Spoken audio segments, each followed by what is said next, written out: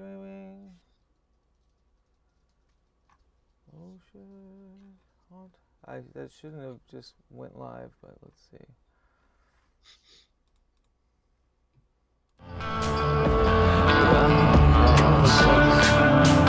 Yeah, do you see us? It just went live? I did for a second there. Cool. I'm glad that I caught it. They can probably hear us now anyway, but I'm glad that's working. All in a day's work. Cool. So, yeah, let me just see the stream to it. I'll let it go for a little bit. 1 minute. You guys aren't on stream.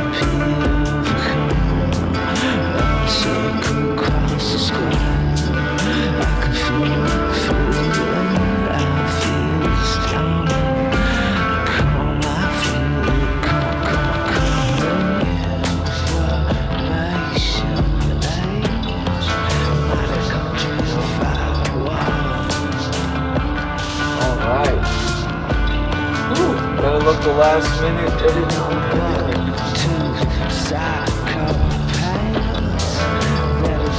I forgot this was happening until you told me yesterday.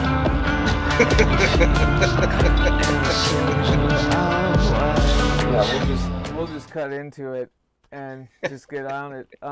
Yeah, welcome to the 2025 HAUNTQUINOX, which I don't think any of us, I think Tom was the most diligent one of going, hey, is this thing still happening? What's going on?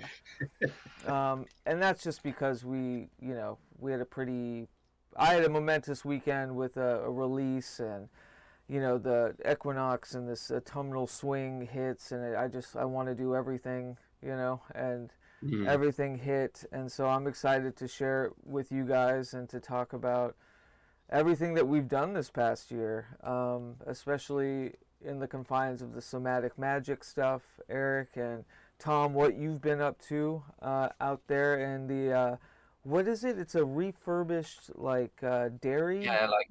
Yeah, old dairy barn. I love it. Yeah, Tom's out in Britain in this beautiful refurbished, dairy farm. So we've been committing transmissions from many a dimming room in various parts of the world. And soon, after this month, I will be neighbors with Mr. Eric Millar again. Yeah, same neighborhood, basically. Yeah, same neighborhood, 20 miles away or whatever. Yeah, just over the bridge. Yeah. But so it's just it's a very frenetic time right now. There's a lot going on. So thank you both for being here, Mr. Tom Wiston, and of course, Seer Eric Millar. Oh man, I should have put that down. I know, as my right? name.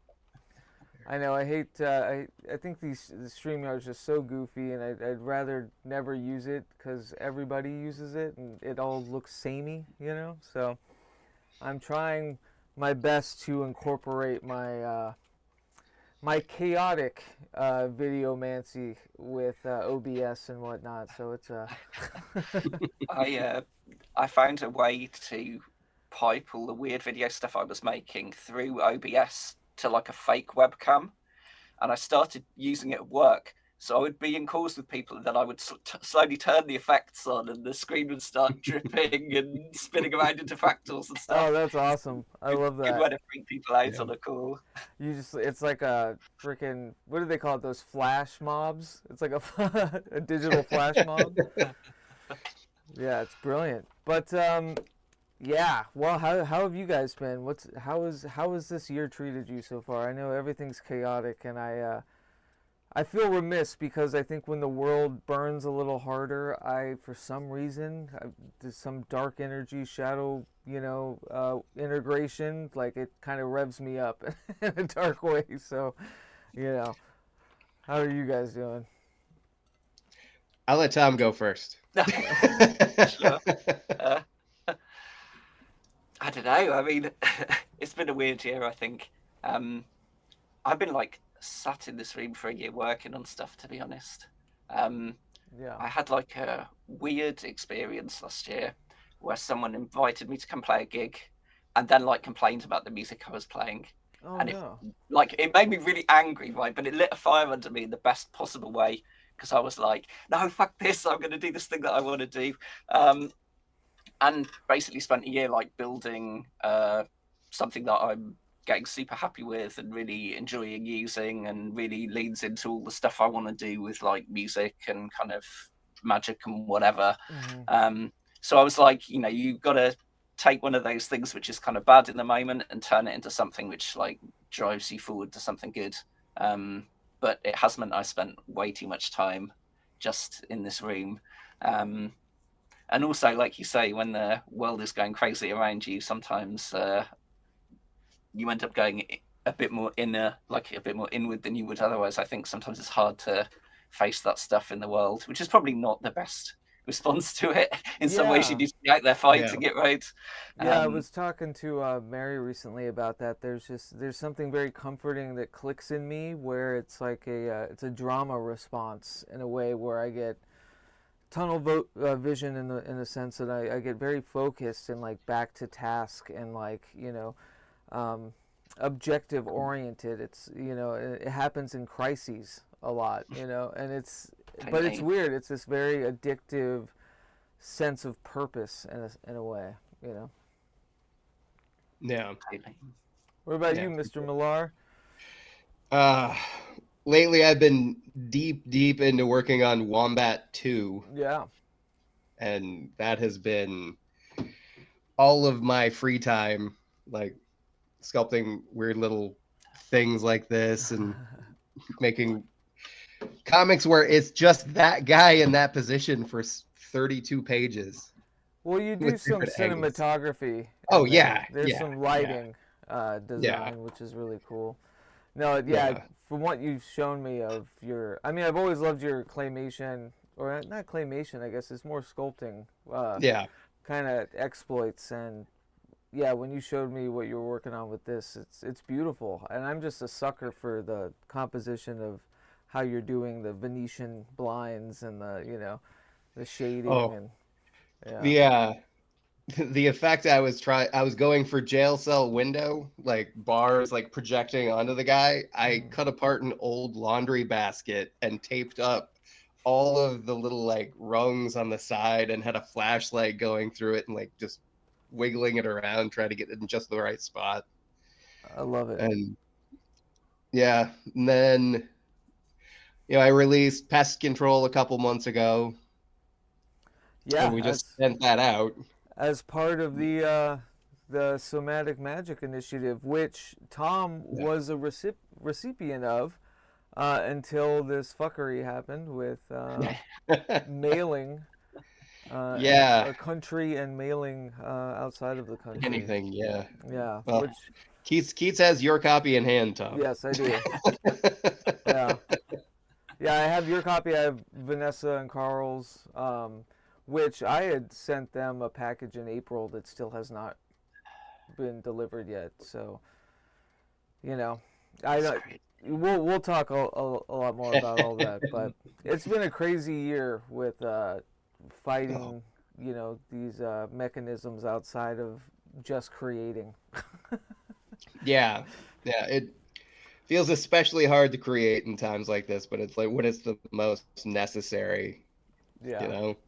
Absolutely. So I just wanted to check the audio, make sure it's okay on there.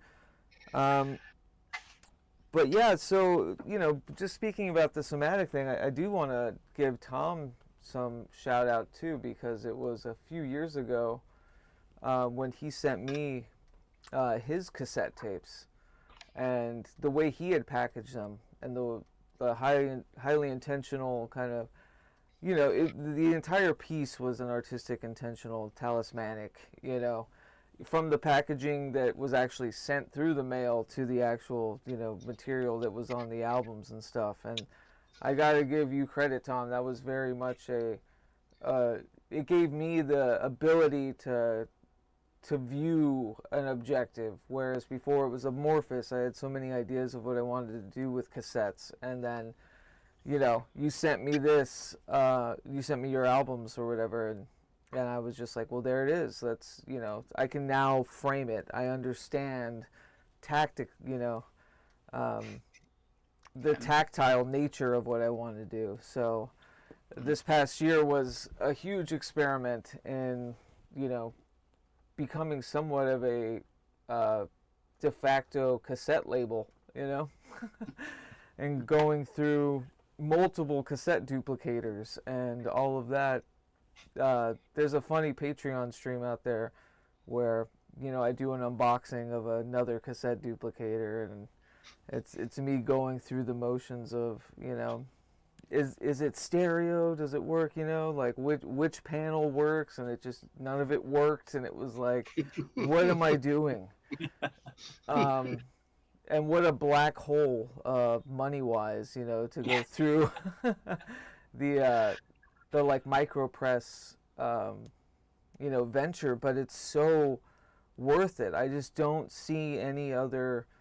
There are ways to do it digitally. I do believe that, when it's intended to be as much. But, you know, for me, digital was always kind of an afterthought. It was like a way to get the art to people that couldn't otherwise, you know, obtain the kind of tactile copy and whatnot. And so, like, spending a year, you know, kind of, you know, in my small way, mass producing, you know, the cassette tapes and all of that have just been, oh, there he is.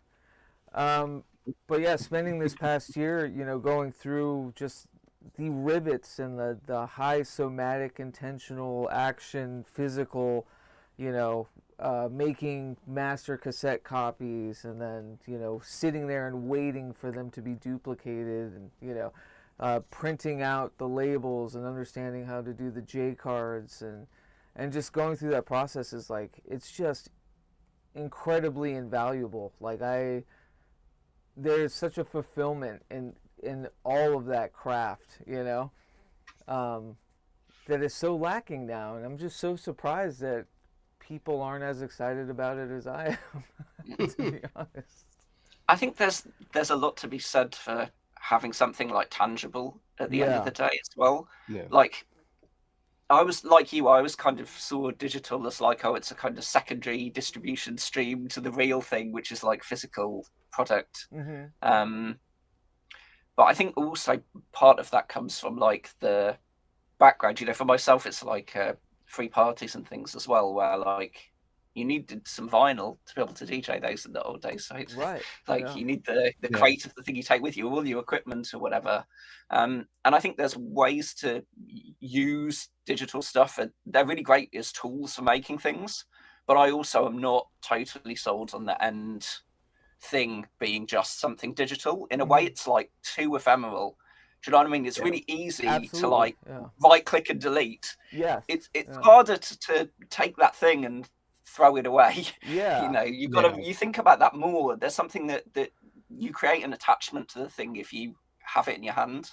Yeah. I just think about like it in like when we atomize it, like when we think about like the actual like materium of it, where in the digital construct it really is just ones and zeros, you know. It's just this, which in and of itself is so ephemeral and like amorphous, you know, to like to comprehend and understand. And it's incredible. Like, don't get me wrong, and I'm still, you know, am a proponent of utilizing, you know, the digital means for distribution and all that, as disgruntled as I might be with how it's used, you know. But but yeah, when I atomize it, when I think of the materium, and I just think of that, you know, we were talking earlier about the just the craft, like the education and learning, and you know, how much paper cuts and fucking, you know, trash, or like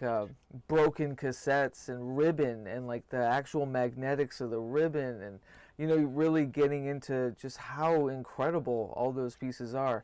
Now, I'm sure, you know, a digital mage could share insight in a you know, analogous kind of way that digital is like that, or digital distribution is like that. But for me, yeah, it has always lacked that that materium kind of aspect to it. Totally. I mean, I think it's really interesting. All three of us basically are doing things that in some way you get your hands on the thing when you're making it and afterwards as well. I mean, the stuff I'm doing, there's a lot of code involved in it. Yeah. But at the end of the day, it is a rack of hardware synthesizers and a controller, right? And I have to have my hands on the thing in the moment or nothing happens, because nothing is pre-made in it. Everything has to happen in the moment. Yeah. So like that digital stuff is supporting work for the real work, which is like your hands on something. Yeah, even all of my books before they get turned into the scanned pictures, I mean, I am physically making every piece before it's put in the computer, before I put it in and have it printed off in a book. It's all physically there, and none of my books are available digitally. Right. So if a person actually wants it, they have to have the tangible book in their hand. Yeah. Like I refuse to do digital releases because like I don't connect to books without actually touching it and having it in my hand. Mm-hmm. There's like something really special and like connecting when you hold a book in your hand. Yeah, and I would even say too, yeah, your books too are they really do kind of mire in that sort of bric-a-brac construction like style that you can't, it loses so much in translation just looking at a JPEG, you know what I mean? Yeah. Like, yeah. And like the same with Tom, like you're like it might be a Euro rack, right? It might be like these like very kind of what I guess amounts to be digital sounds, right? Or manipulated sounds, but the way you've constructed it, like I don't know, and maybe it's a snobbery thing, but it's like I can hear it. I hear the difference. I hear the difference when, you know, it's your Euro rack that you've built, and like those sounds are, because as you know, in like the electronic arena, after a while you start picking up exactly what, you know, sound packs people are using or what like presets people are using, and it just becomes, it totally just disrupts and makes the mysterium like completely gone, you know. So the only way through that is like, yeah, hardwiring these sounds, and then you're putting them on cassette tape, you know, you're having them intermingle with magnetics, and like that in and of itself is a whole foundry of like feeling and vibe, you know. Yeah, there's no filter for that, you know. there's no preset for that, and that's been a big thing this past year, is me working a lot with analog video and you know, VHS camcorders and high 8 tape, and then behind me, even that's just a projector. I've got a Panasonic analog video mixer, you know, and I'm running, you know, VHS tapes that I'm like, you know, hand mixing, you know. This is all just like completely self-manipulated, but it's not, and you can't duplicate it. Like anything I do to it, if it's not captured, it's lost. You know what I mean? Like, and like I think that's been the big component of like the somatic thing, is this need to be so present with it that you kind of exalt that human error, because that's where like all the excitement comes from, you know. That's exactly the purpose of the stuff that I'm doing as well. Yeah. Like it's making some tools so that you can be in the moment for the thing as you're making it, and after that time it's gone, you can't recreate it. I mean, like the whole system that I have, there's no like pre-programmed patterns or anything like that. You have to do like everything live. There's no presets. You have to turn all the knobs and everything. All the kind of sequencing stuff is done live and not pre-saved patterns or anything. Right. And it means you have to be there and you have to be present. And sometimes that's really hard, and you don't come away from it feeling good when you perform, because you're like, I didn't connect with it in the way that I wanted that time, but that's the point of it. Yeah. Like that stuff where you're there in the moment is meant to be like that. It is challenging for you as a performer, and as a creator, because you don't have everything under your control. Like I think like what the digital realm gives you is like really tiny like control of every minutia. If you want to spend the time, you can pour thousands and thousands of hours into, 30 seconds of audio or something if you wanted. Sure. Yeah. Yeah. But at the end of that, it sounds dead. I would rather something that doesn't quite work, but feels alive and feels like kind of there's something happening in the moment. Yes. That's what I want. I want to feel that Yeah. thing of something's building in the moment. Yeah, that's the danger, That's, Yeah. that's Exactly. sorely needed. Yeah. Yeah. And Well, perfection is inhuman. yes. It's inhuman. Yeah, I mean, Okay. succinctly said. That is like, yeah, perfectly stated. That's should get that tattooed as a maxim somewhere. But yeah, I was thinking. I'm sure both of you have gone through this too. So with this last album, the reason why it took me so long was because for the first time, I was working with this art magic practice, Hauntomancy, which is basically the way I describe it to people. It's like sample culture of the self, where it's like you're going back and like you're communing with old bits and bops of things you've already kind of created, but you're generating something new with them. So it's like crate digging your own discography, kind of a thing. And it's the problem with that though too is what I ran into is because I was so used to making an album and then just midwifing it and then going right on to the next and being like, fuck it, I'm already 100 yards down the line into something new and I don't want to think about it anymore. So it was like the past year or so just like being so mired in something because I was so obsessed about capturing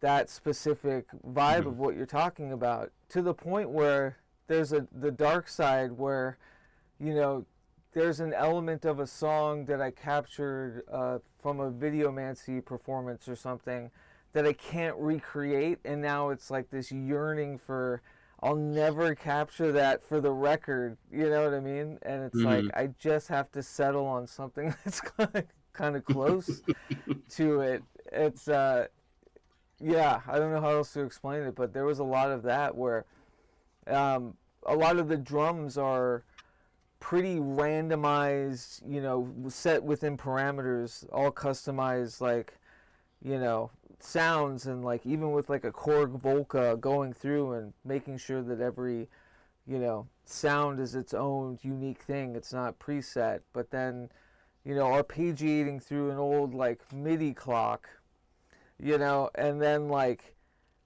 if you find that you've hit the like freaking parameter just right at a on a live stream or something that I was doing, and it's like me chasing like, what was it that I did? I'll never know, because it was like so in the moment, messing with it. And so that's kind of, to me, that was a large frustration of that same thing, but that's what made it exciting, was I became like obsessive about it, of trying to capture that ghost. That's really what it was I want that sense of danger. It should sound like it's about to combust. I think that's why you've got to record everything Yep. all the time, right? So you can just sample yourself, say that was the perfect version. Yep. Done. That's exactly what I've learned to do, and I think that's kind of the ethos of Hauntomancy. It's because it's also that rub where you find, nothing is ever truly done, but nothing ever should be truly done. Stop chasing the finality of things, and just because like you've birthed it in this way, or like there's a mix of the song on this album doesn't mean that's the final mix, or you know what I mean? It's not, but it's also not giving yourself the George Lucas license of going back and, like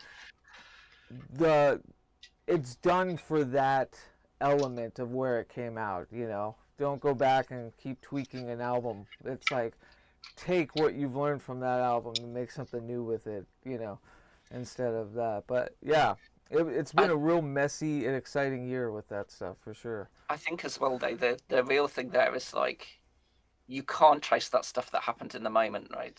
That's like a larger thing in life as well.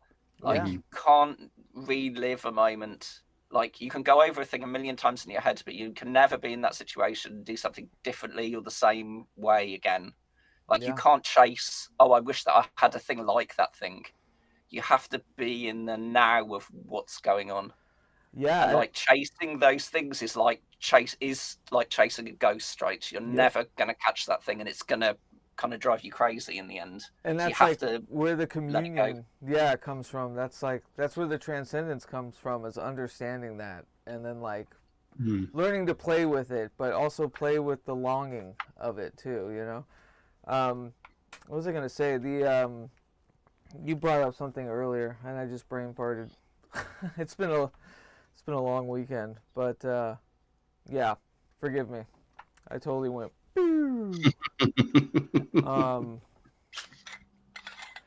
Yeah, it was this idea.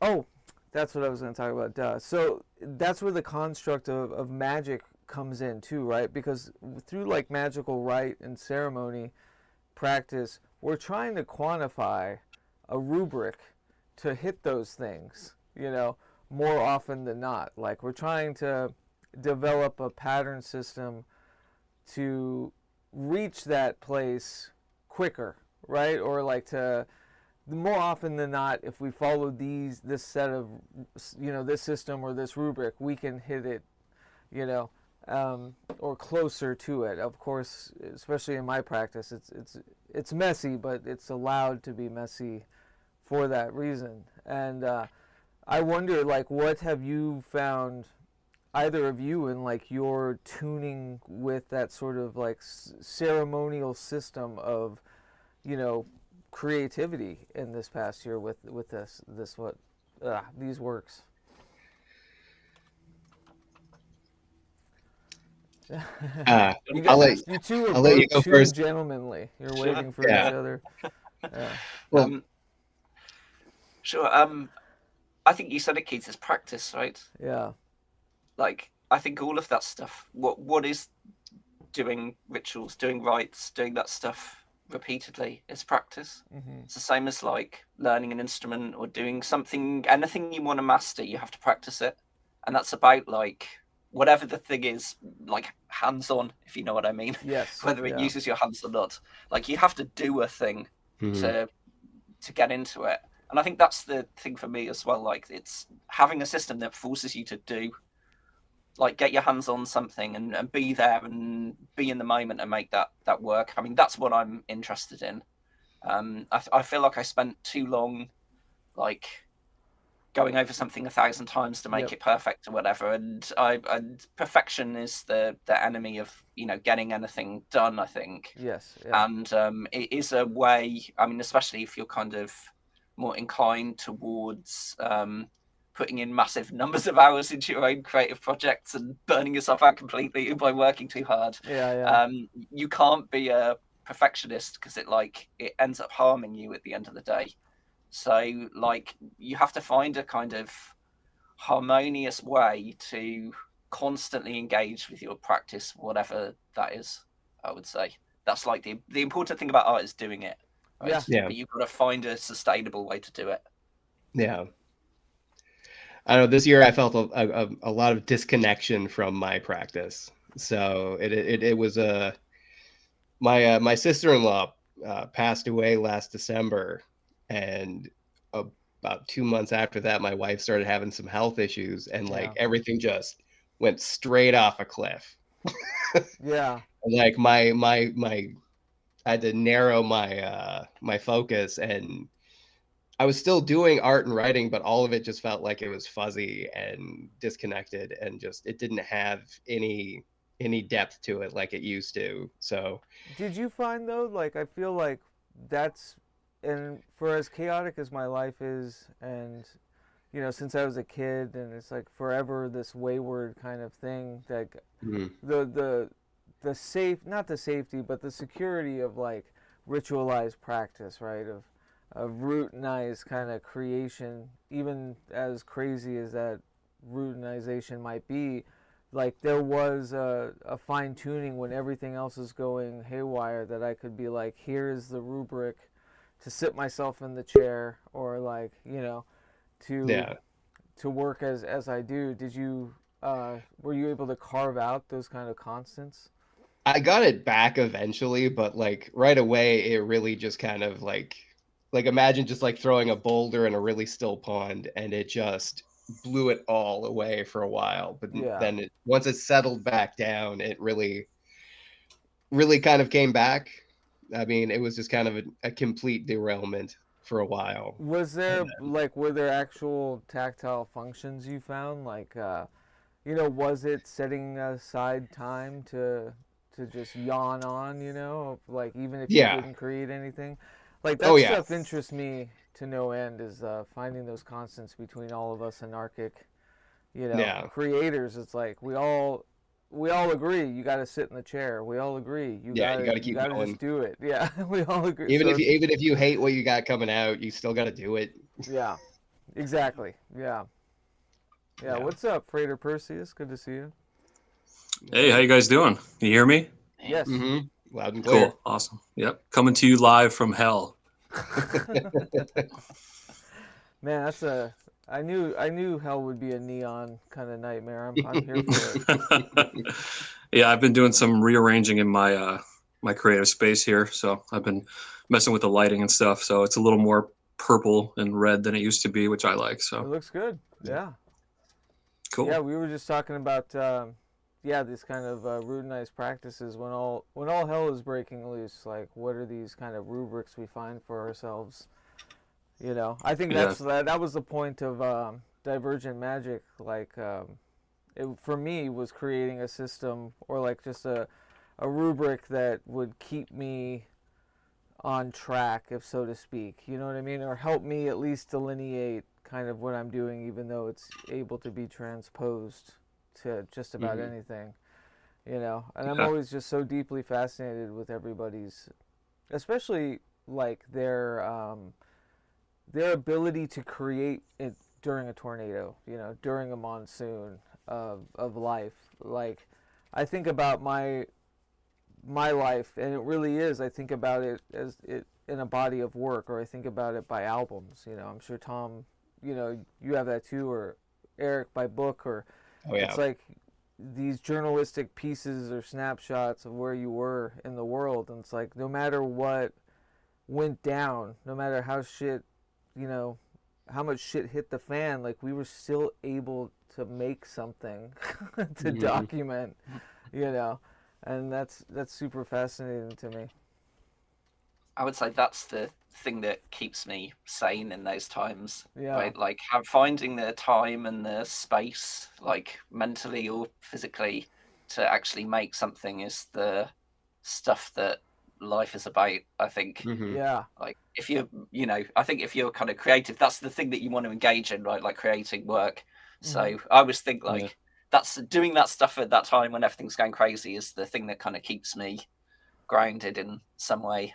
Yeah, and I Yeah. know, like for you in your studio too, like you spent a lot of time this past year too, really like getting your sacred space really, you know, Totally. set up and whatnot. And Eric, you know, got a house.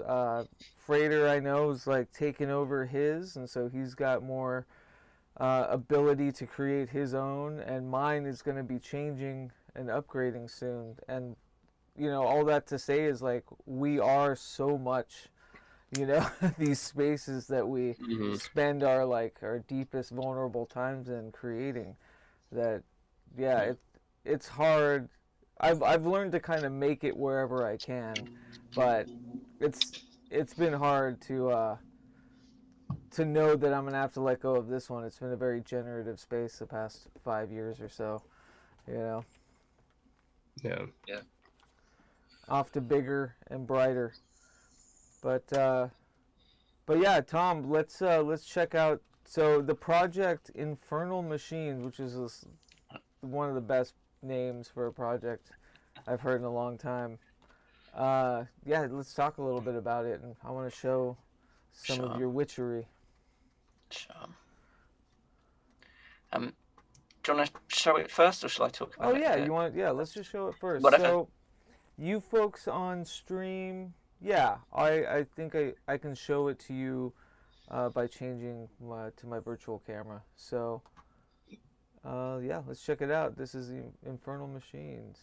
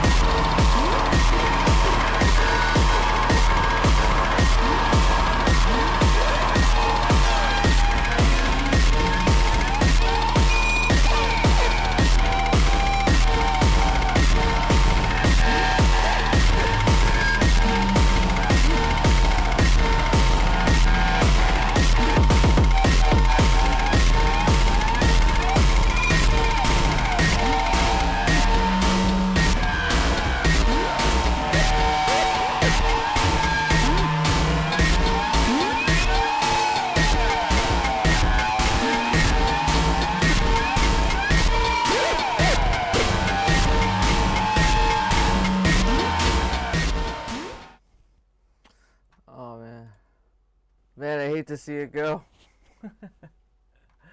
That was wonderful. Cool, thank you.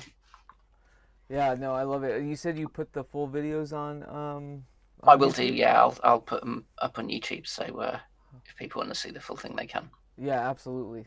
Brilliant. We have another one too. I'll play later, but because I switched over in OBS, it'll pick up where I left off on this one too. So Nice. I'll get around to this one, the rest of this one. But so you've been dialing in that same sort of that geist of the live performance kind of stream. What was it? Your countryside graveyard? What was it called? Countryside burial stuff. Countryside burial. That was a kind of, I guess, more ambient type of thing, but a similar idea. And the kind of lighting video stuff you could see there is a remnant of that project as well, which just turned into some visuals for this. But yeah, this has been a kind of, how can I make pretty much whatever I want in a live situation with hardware, Yeah. which is like quite a difficult problem actually, to make something like versatile and fun to use. And you don't have to, like, once you learn it, you don't have to you have to think about it, but it isn't something that's overly like technical in the moment, because you need to also be listening, right? The goal is to be listening and to experience it as a listener as much as a performer, so you know when something's going on too long or whatever. And that's the challenge, I think, to kind of hear it as a listener rather than a performer. Yeah, absolutely. Yeah. And trying to build those systems is hard. And I mean, I have been through a million different controllers and sequencers, and I tried loads of things that other people made for years and years, and I never kind of found anything that worked in the way I wanted to work. So I just figured, well, you got to build it yourself then, Yep. right? Yeah. So, and I mean, there's a lot of cool tools available now to do that, really, to make that easier. You don't need to like build hardware from scratch. So like one of the modules in my rack is like insane kind of modular inception, basically. So do you know VCV rack on the computer? Yeah. Yep. This module runs VCV rack inside your Euro rack. Oh, interesting. Okay. So virtual modular inside real modular.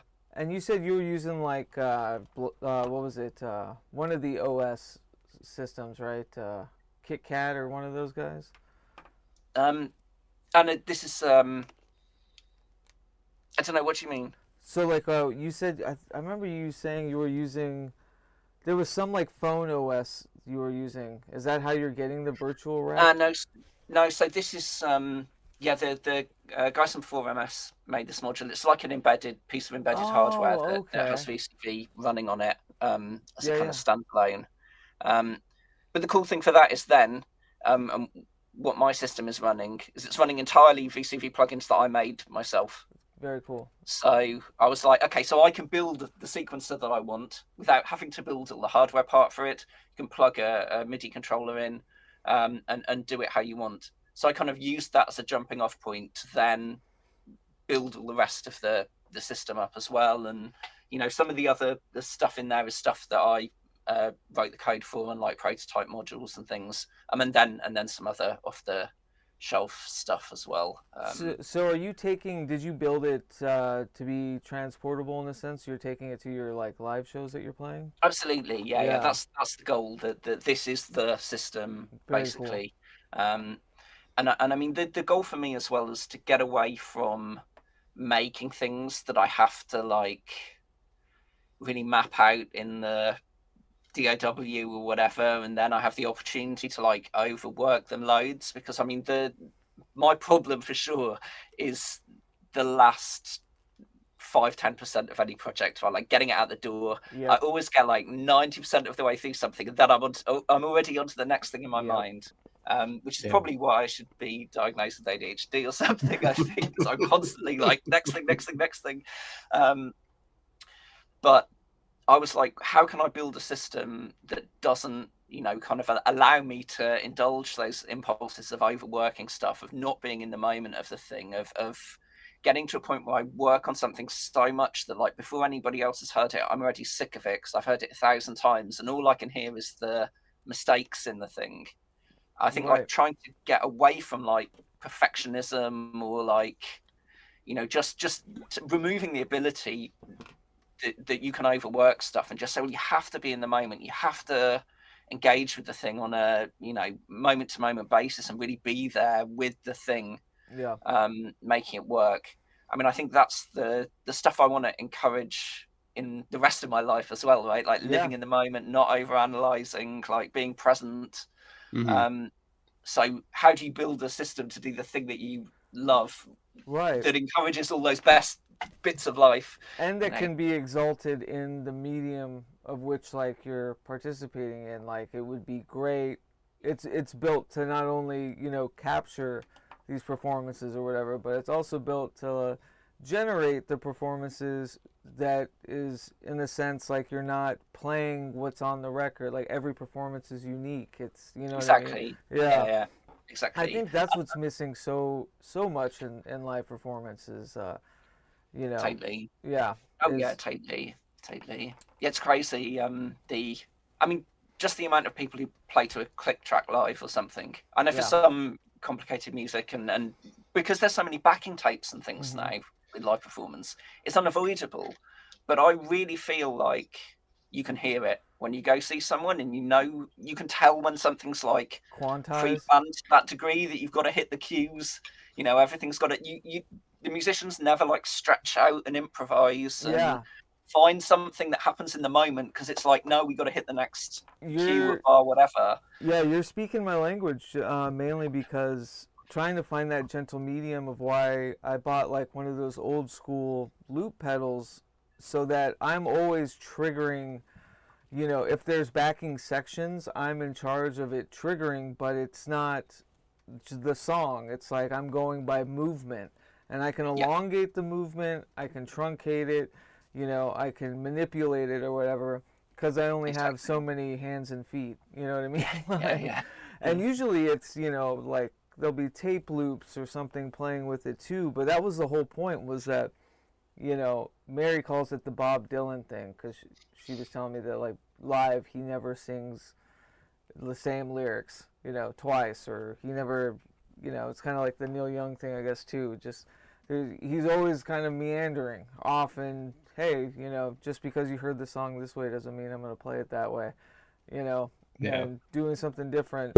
I know, to use very, you know, not synchronous people to illustrate that point, but you know, like but yeah, that's I'm with you in that. It's always been this organized chaos, like trying to delineate, you know, yes, to capture the vision live, but also to like have fun with it and to feel in the moment. I need to have it be open-ended, and the ability to manipulate, and the ability to fuck up. I mean, that's the danger. That's like the excitement of like seeing somebody live. I think everybody's so worried about being pristine, and it's just so robotic and I think as well, sometimes when you're in the moment with something, you think, how the hell did I get to this point? How the hell do I get out of it? Like, what's going on? And at the time, that can be like quite stressful in the moment, because you're trying to create something developing, and you're trying to figure out how to do that.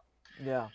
But maybe when you listen back to that and you forgot the experience of being at that point, that's actually where the most interesting part of the whole performance was, because it's forcing you to deal with something like that.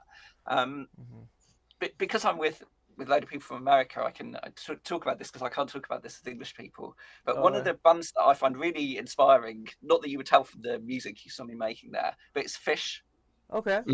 Like the amount of like amazing improvisation that goes on in that band, night after night, that they try and do really interesting new stuff with their songs. You know, that a 5-minute song can become 40 minutes of improvisation, and they take it all over the place, and everything's, you know, kind of never the same night to night.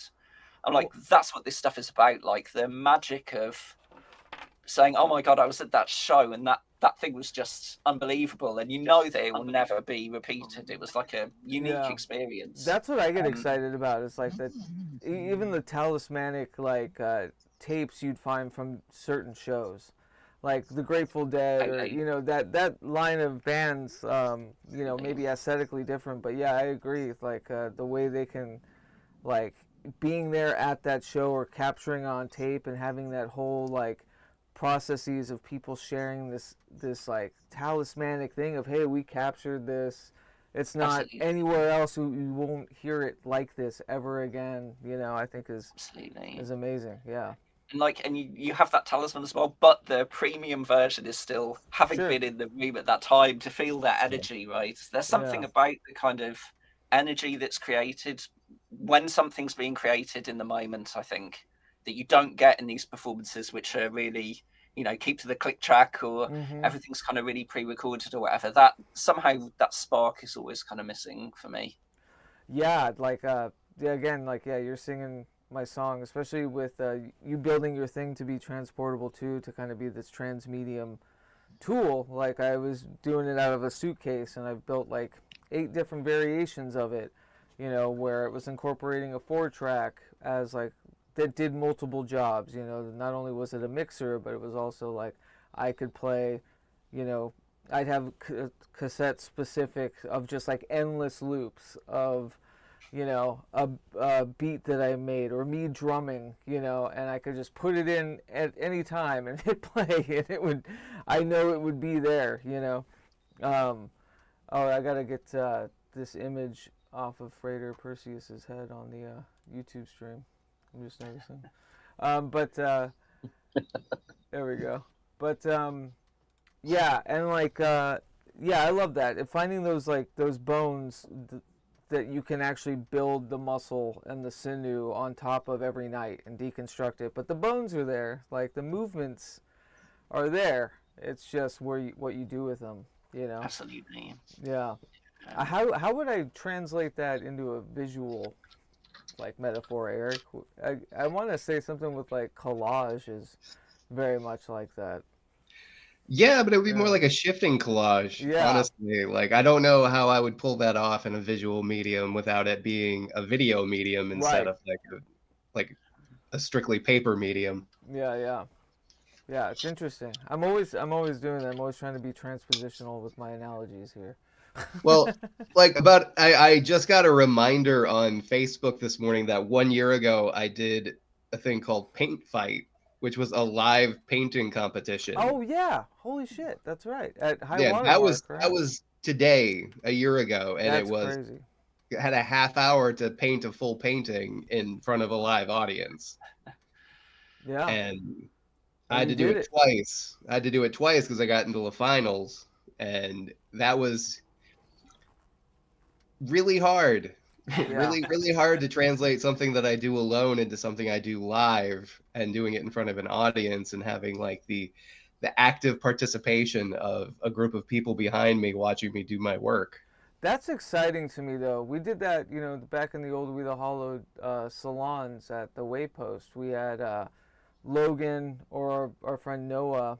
They would do, it was digital though, you know, through a projector, and they would sit there and they would, you know, digitally draw the like landscape of whatever was happening, and it became this kind of like exquisite corpse thing. Not performative in the sense that they were like where you were on stage and they're watching, you know, you do it. But I'm always excited to experiment with the visual art medium as like a performance.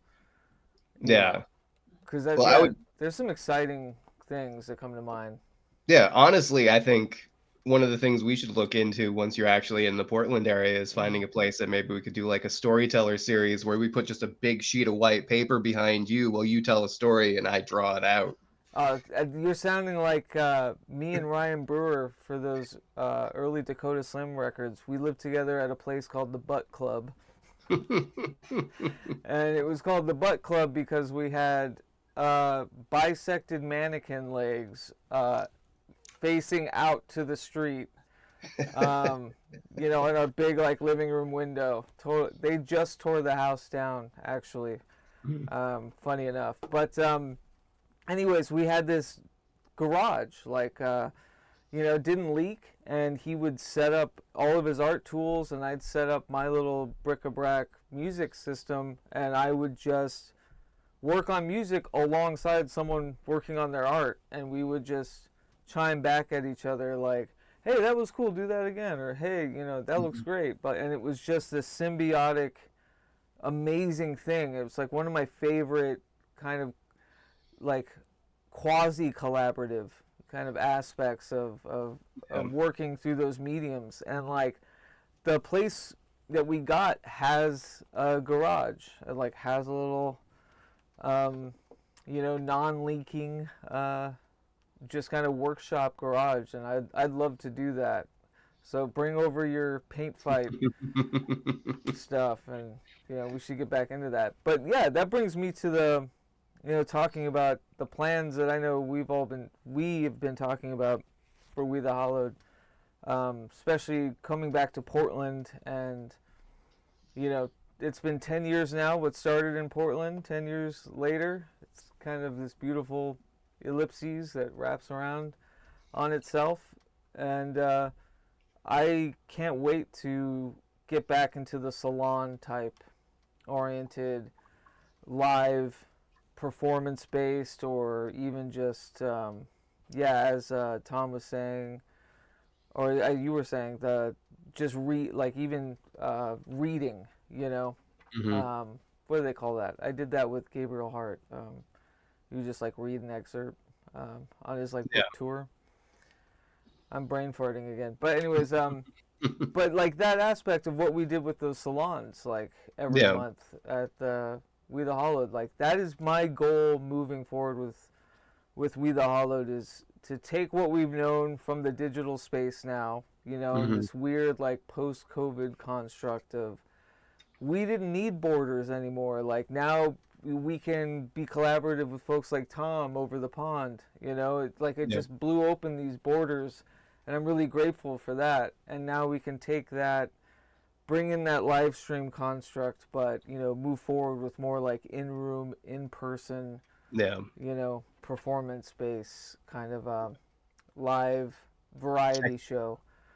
Exhibitions of some sort. And just getting more into that, like, as we all have been kind of yearning for, is that that like combustible, it lives there and there only. Like you have to be at that show.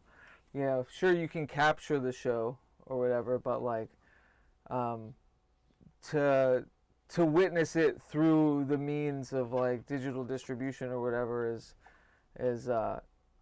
you're sorely missing out. Like to be there and to be active and participate in it would be very fun. So that's that stuff as well, I think. I think people are looking for it. Maybe like as you get more niche, obviously the group of people who are looking for it maybe gets a bit smaller. But people are looking for it, because I mean I put on a few things around here, and this is really countryside, middle of nowhere where I live. That's exciting. And trying to bring kind of weird electronic music here and stuff, and it's not financially viable to continue doing it all the time because of where we live and what infrastructure is available and stuff like that. But for all those events, the people who came to it were like, it's amazing stuff like this is happening. We really want to see this stuff in the area. And I mean, and I think if you're in a city where you can do that, and there's potentially more spaces that you can get for less money, and it's less of a kind of crushing financial burden to do those sort of things, then it's really, there are people out there looking for it, I think. I mean, that's always the thing I want. You want to be in a room when that stuff's happening. Yeah, and Frater, like, I know you've got a good little house show circuit out there, Sometimes, honestly, I'm not gonna front. I'm more in my space most of the time, and that's kind of the thing. Tom was talking about this earlier. I think you all were when I came in the first time. By the way, I got sent back to the 9th level of hell when Tom's stuff came on, so I'm back now. It's just I realized recently that I really miss having creative, being in a band. Like I really miss that. Like I didn't realize how much of my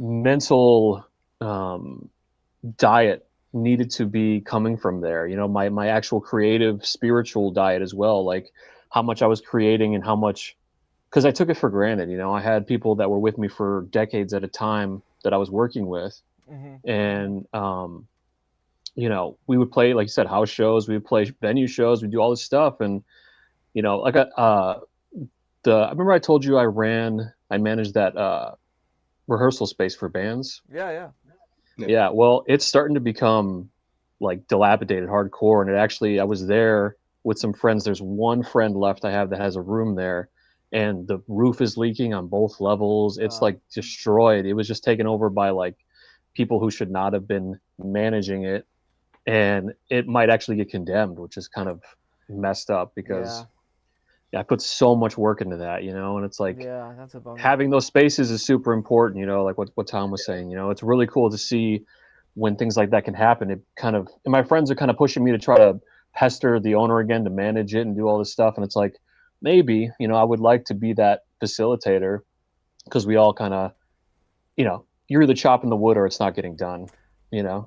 So that's the sad thing. It's you're not going to get back what you put in, but once you're okay with that, you know. So I really just hope that I can maybe save that space. Somebody can, or I can find another group. You know, obviously working with you in Dim Zoom is awesome, and I'm going to continue to do that. But in person, you know, in my area while I'm still here, you know, the camaraderie, the actual creative banter back and forth, the stew, the witch's brew.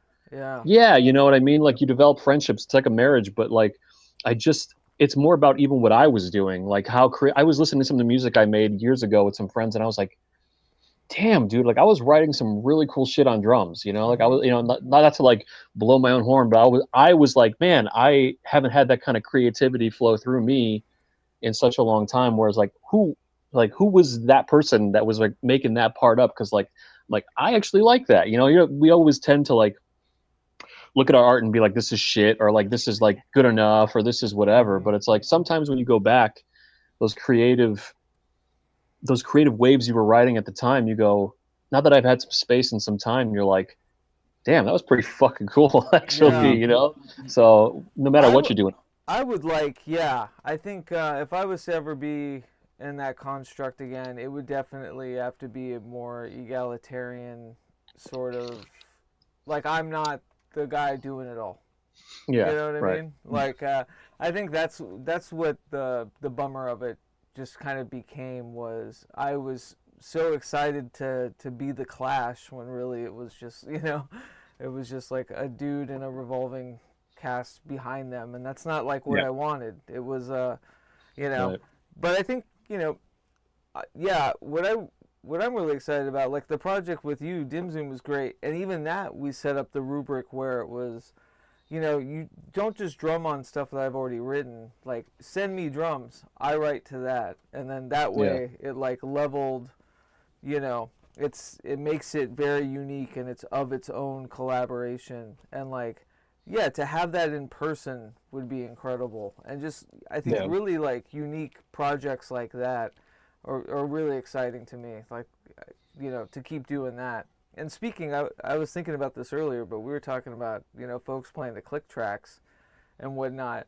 Fucking playing with you captured on VHS tape and projected on me, like that was a whole other level of like, you know, dimensional shifting of performing with the ghost of somebody, you know, captured on magnetic tape being projected, and like, you know, trying to, and like that, to me, that stuff is like super exciting. But I'm with you. I think there's a place for that. I think I want to fulfill that part that of what you're sharing. Like, I want to fulfill that part with what, like, that's what We the Hallowed reminds me of. Like those salons, like just like this anarchic gang of weirdos, and we were all kind of in our own heads and doing our own things, but we all came together to like really celebrate each other, you know, and like if someone had a film project and they needed some music, you know, hey, there you go, or someone, you know, we needed extras for something, you know, we were all there. If we needed you know, someone needed album artwork, or it was just like this beautiful fucking back and forth. It was a big band of, you know, solo creators in a way. Yeah. So, yeah, That's but a I'm cool with idea. you. Yeah, I mean that's an awesome thing you guys have done on that side of the country. You know what I mean, with what you guys, you know, specifically, you know, Eric and you started over there. Yeah, I Yeah. envy that because I envy that because there's like not those kind of that many people in my group. Now, could I be more active and more, you know, driven to go seek them out? Yes, of course I could. You know, even my buddy Dave's like, dude, you got to start going to shows again. And I'm like, I know, but he plays in all death metal bands, and I'm like, I don't want to see this music every fucking weekend. I love death metal and I Right, love yeah, Dave, but yeah. it's like I can't do the slam death metal every weekend. I Too don't much know these fucking people. death metal Dave, man. Yeah, you know, so it's like I want to get into the scene again, and I need to, and he's right. But you know, to have this online thing, even to have, you know, like I don't know that any of you guys exist except through things that come through the mail and through digital files. You know what I mean? Like Yeah, I've talked to Keats on the phone, but that's still digital to some extent. You know what I yeah. mean? So At it's like least that's you've still touched stuff that I've touched. Yeah. You know? yeah, right. So Yeah, there's that's important. So but yeah, it's a that's funny. It is important. Yeah. You I mean, know? Yeah. Keats has been to my house once. Yeah. so you know he exists, but I don't. He Yeah. could just be a figment of my insane imagination, just like Yeah, all three of you. You know? him, Mary, and Zorro. I know they all exist. Yep. Caravan Must be to your nice. house. Yep. Well, that's what I'm saying. Like, yeah, we gotta branch out. I'd love to do something dim zoom in person, whether that's me, you know, go hang out in Illinois for a couple of weeks, or you come out. Oh yeah. You know, Yeah. but like I'll put you up. we need to be doing more of that. I think more than ever is we all need to be like traveling and high fiving each other in one way or another. Yeah. Mm-hmm. Um, Yeah. And like talking with Tom earlier was just like, man, like the fact that now there's an administration or whatever is happening beyond our control, keeping us from even just like sending each other things. Like it's just, Yeah. it's like, yeah, it's just unconscionable. And like I was telling this to Vanessa Sinclair. I was like, no, I refuse for that to be okay. Like I'm going to find another way. You know, we'll find another way. But I think even more than that is raising, you know, funds to kind of bounce around each other's countries and whatnot would be ideal. Mm-hmm. Especially now after like it's been years since the pandemic reached its height. Things have definitely, that's no longer a thing. You know, I think that was a big thing for a couple of years. You know, I mean, it's obviously been turned down the last couple of years, but for a while that was restricting a lot of people, and that was restricting a lot of people's will to go do things. Yeah. So that's really, I think, kind of settled into the background. So now we can kind of hopefully, you know, especially in the States, get back to, like you said, tooling around and seeing everybody. That would be good. Well, I've heard tell that that's always just going to be a thing now. It's always just going to be in the back of our minds, and there's always going to be another mutated version of it or whatever. So it's like, we got to figure out ways to circumvent these things, you know, while remaining alive and safe. Yeah.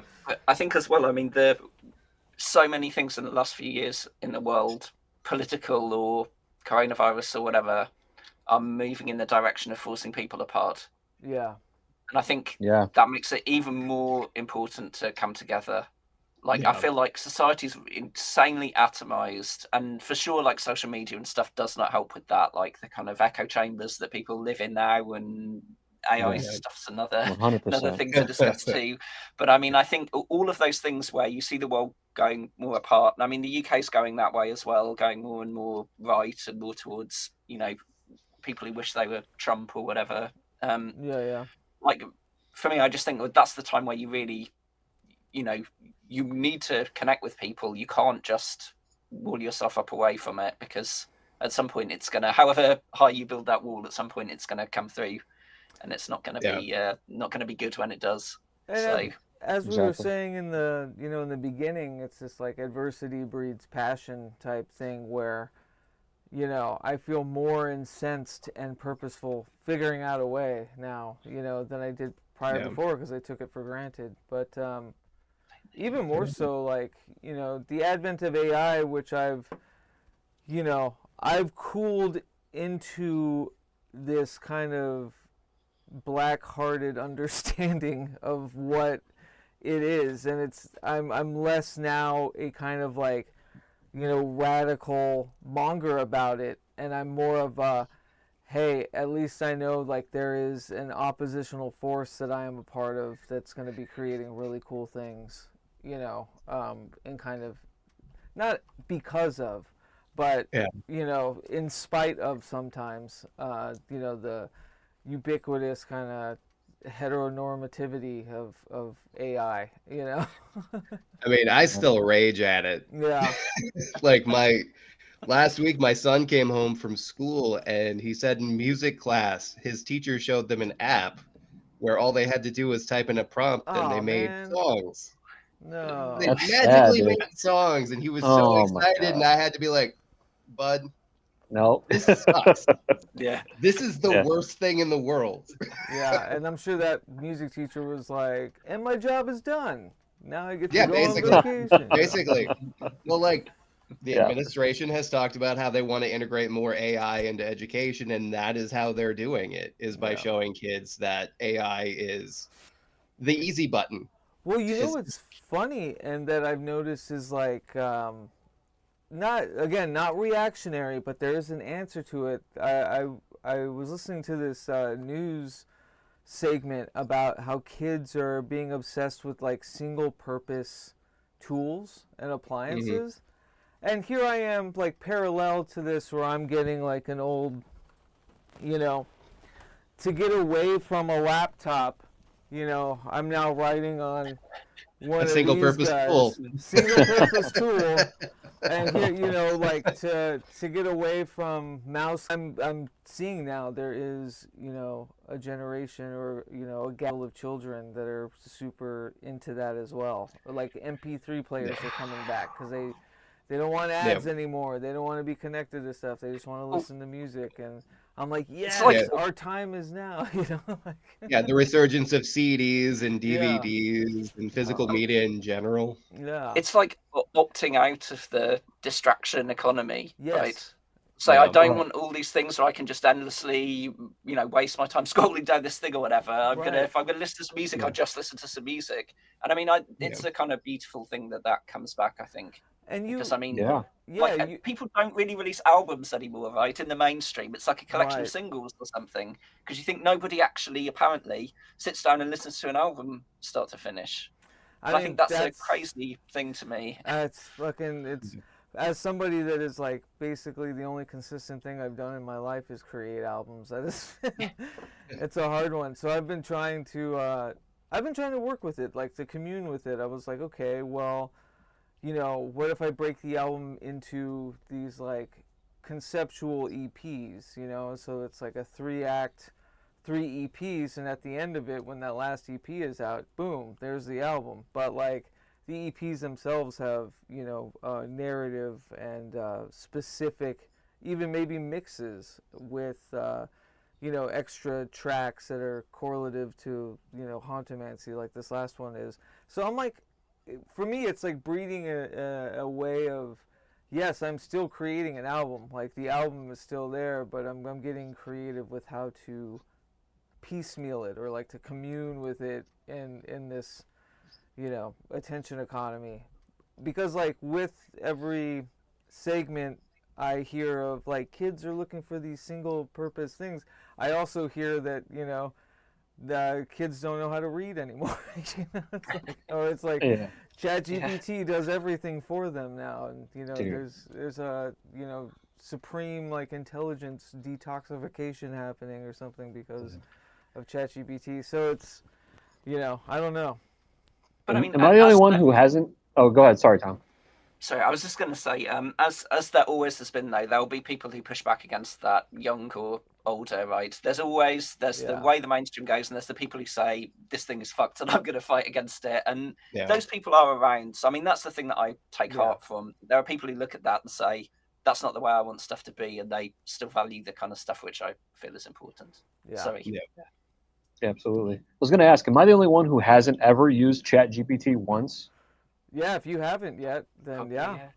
I haven't used it once, and I was this real quickly. We're talking about, how people are turning away from these things, and you said single use and stuff. That's really good, because I've been reading recently, audiobook actually, I've been listening to this book called Techno Feudalism. Have you guys heard of this book? No, but Read I'm it. familiar with the concept, Yeah, unfortunately. I Yeah. read that one. Yeah, by Yanis Varoufakis, right? Yeah. Yep. That's Yep. insane, dude, that these platforms are now the land that, us, the serfs, now are forced to work on, and we're giving them free labor and all this kind of stuff. It's like, Yeah. that for me is like, okay, I need to stop Instagram scroll Yep. today. I need to stop all this shit right now, because no one's going to not pay me to do work for them. Like, it's like Yeah. the rebellious part of me is like, fuck you, you know? Well, that's why I'm, Yeah. I've been so, like, CW, like, his channels just got automatically deleted for no reason. And I was looking at him the other day. Yeah, and then know. because he just won an appeal, but, like, just a reminder, like, all of these fucking things can, go away. So if you're creating within their constructs, like, you're fucked. Yeah, for that's sure. why I'm happy with the website, wethehallowed.org. Like, we still, like, for the podcast, I still have more listeners through the website than I do on, like, Spotify or anything else. That's And, great. like, That's great. before, I used to be like, oh, shit, how do I, there was that worry of outreach and, like, getting more people to hear what you're doing, but that has become so moot now, because it's otherwise like you're working within slumlords. It's slumlords with these platforms that are basically slums that we're having to fucking. It's that heteronormativity. We're having to work within their confines of where a profile picture goes and what the dimensions of that profile picture are, and like what you can use as characters in your name. And like you know what I mean? Like all these weird rubrics and stuff just to kind of keep us in this conformity.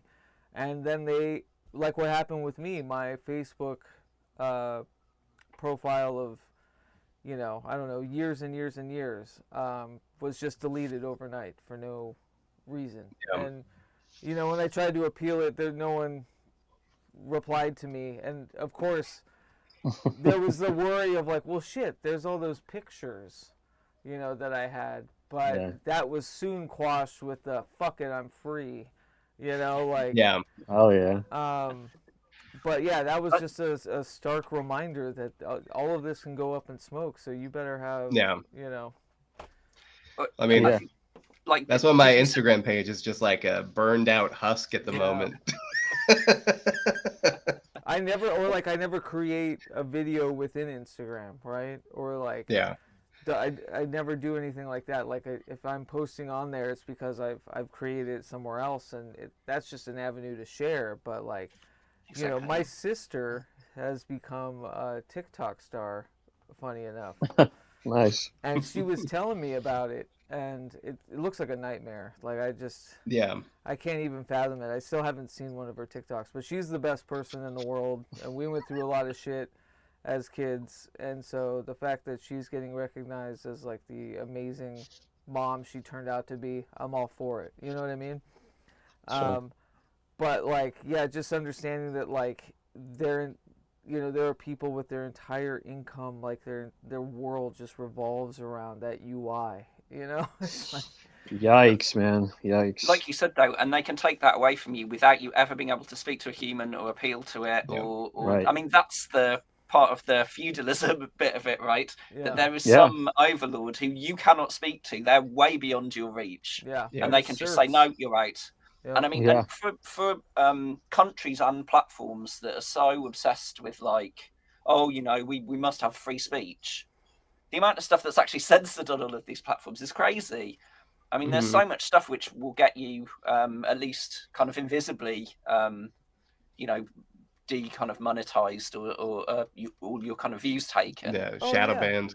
Exactly. That was the word I was looking for. I uploaded to Facebook rarely, but I to promote the album that just came out, I uploaded one of the videos that me and Logan made, whose photography I used throughout the album, and it automatically did something to the audio, which I never heard what it did, but it was basically like they took away parts of the audio because they weren't sure I held the copyright. And so I had to tell That's weird. Facebook, like, I own this, I made it, like, it's fucking mine. Don't do that with my shit. Like, you know? Yeah. It's like, but that was another reminder of just like, yeah, what are we doing? Like, Well, don't share anything on that yeah. shit.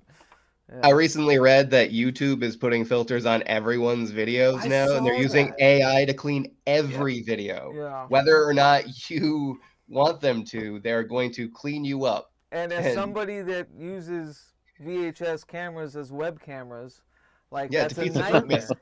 You It know? defeats the purpose. You're gonna Yeah. have to go to Vimeo. Oh man. Oh God. Vimeo. No, I was kidding. I think Doing Vimeo's those, okay. Yeah. doing those live streams I did before with the visuals that I Yeah. have in Max, if I look at them here compared to the YouTube version, YouTube can't work out how to process them. Like, it Yeah. actually destroys the visuals because it's so glitchy that Oh. it can't figure out what to do with them. It just kind of pixelates it all to hell, which it doesn't look like in the original recording Yeah. because it that's a can't bummer. figure out that sort of thing. But I was quite like, I'm actually quite happy with that as a result. I was like, I've made a video that YouTube Yeah, doesn't know how to deal with at all. Like, Yeah. that's a good Oh, yeah. outcome. You made the equivalent of, like, what are those glasses that they're those like anarcho punks are putting out to disrupt facial recognition Yeah. cameras? I'm all about it. I gotta figure out a way to Totally, do that with yeah. these.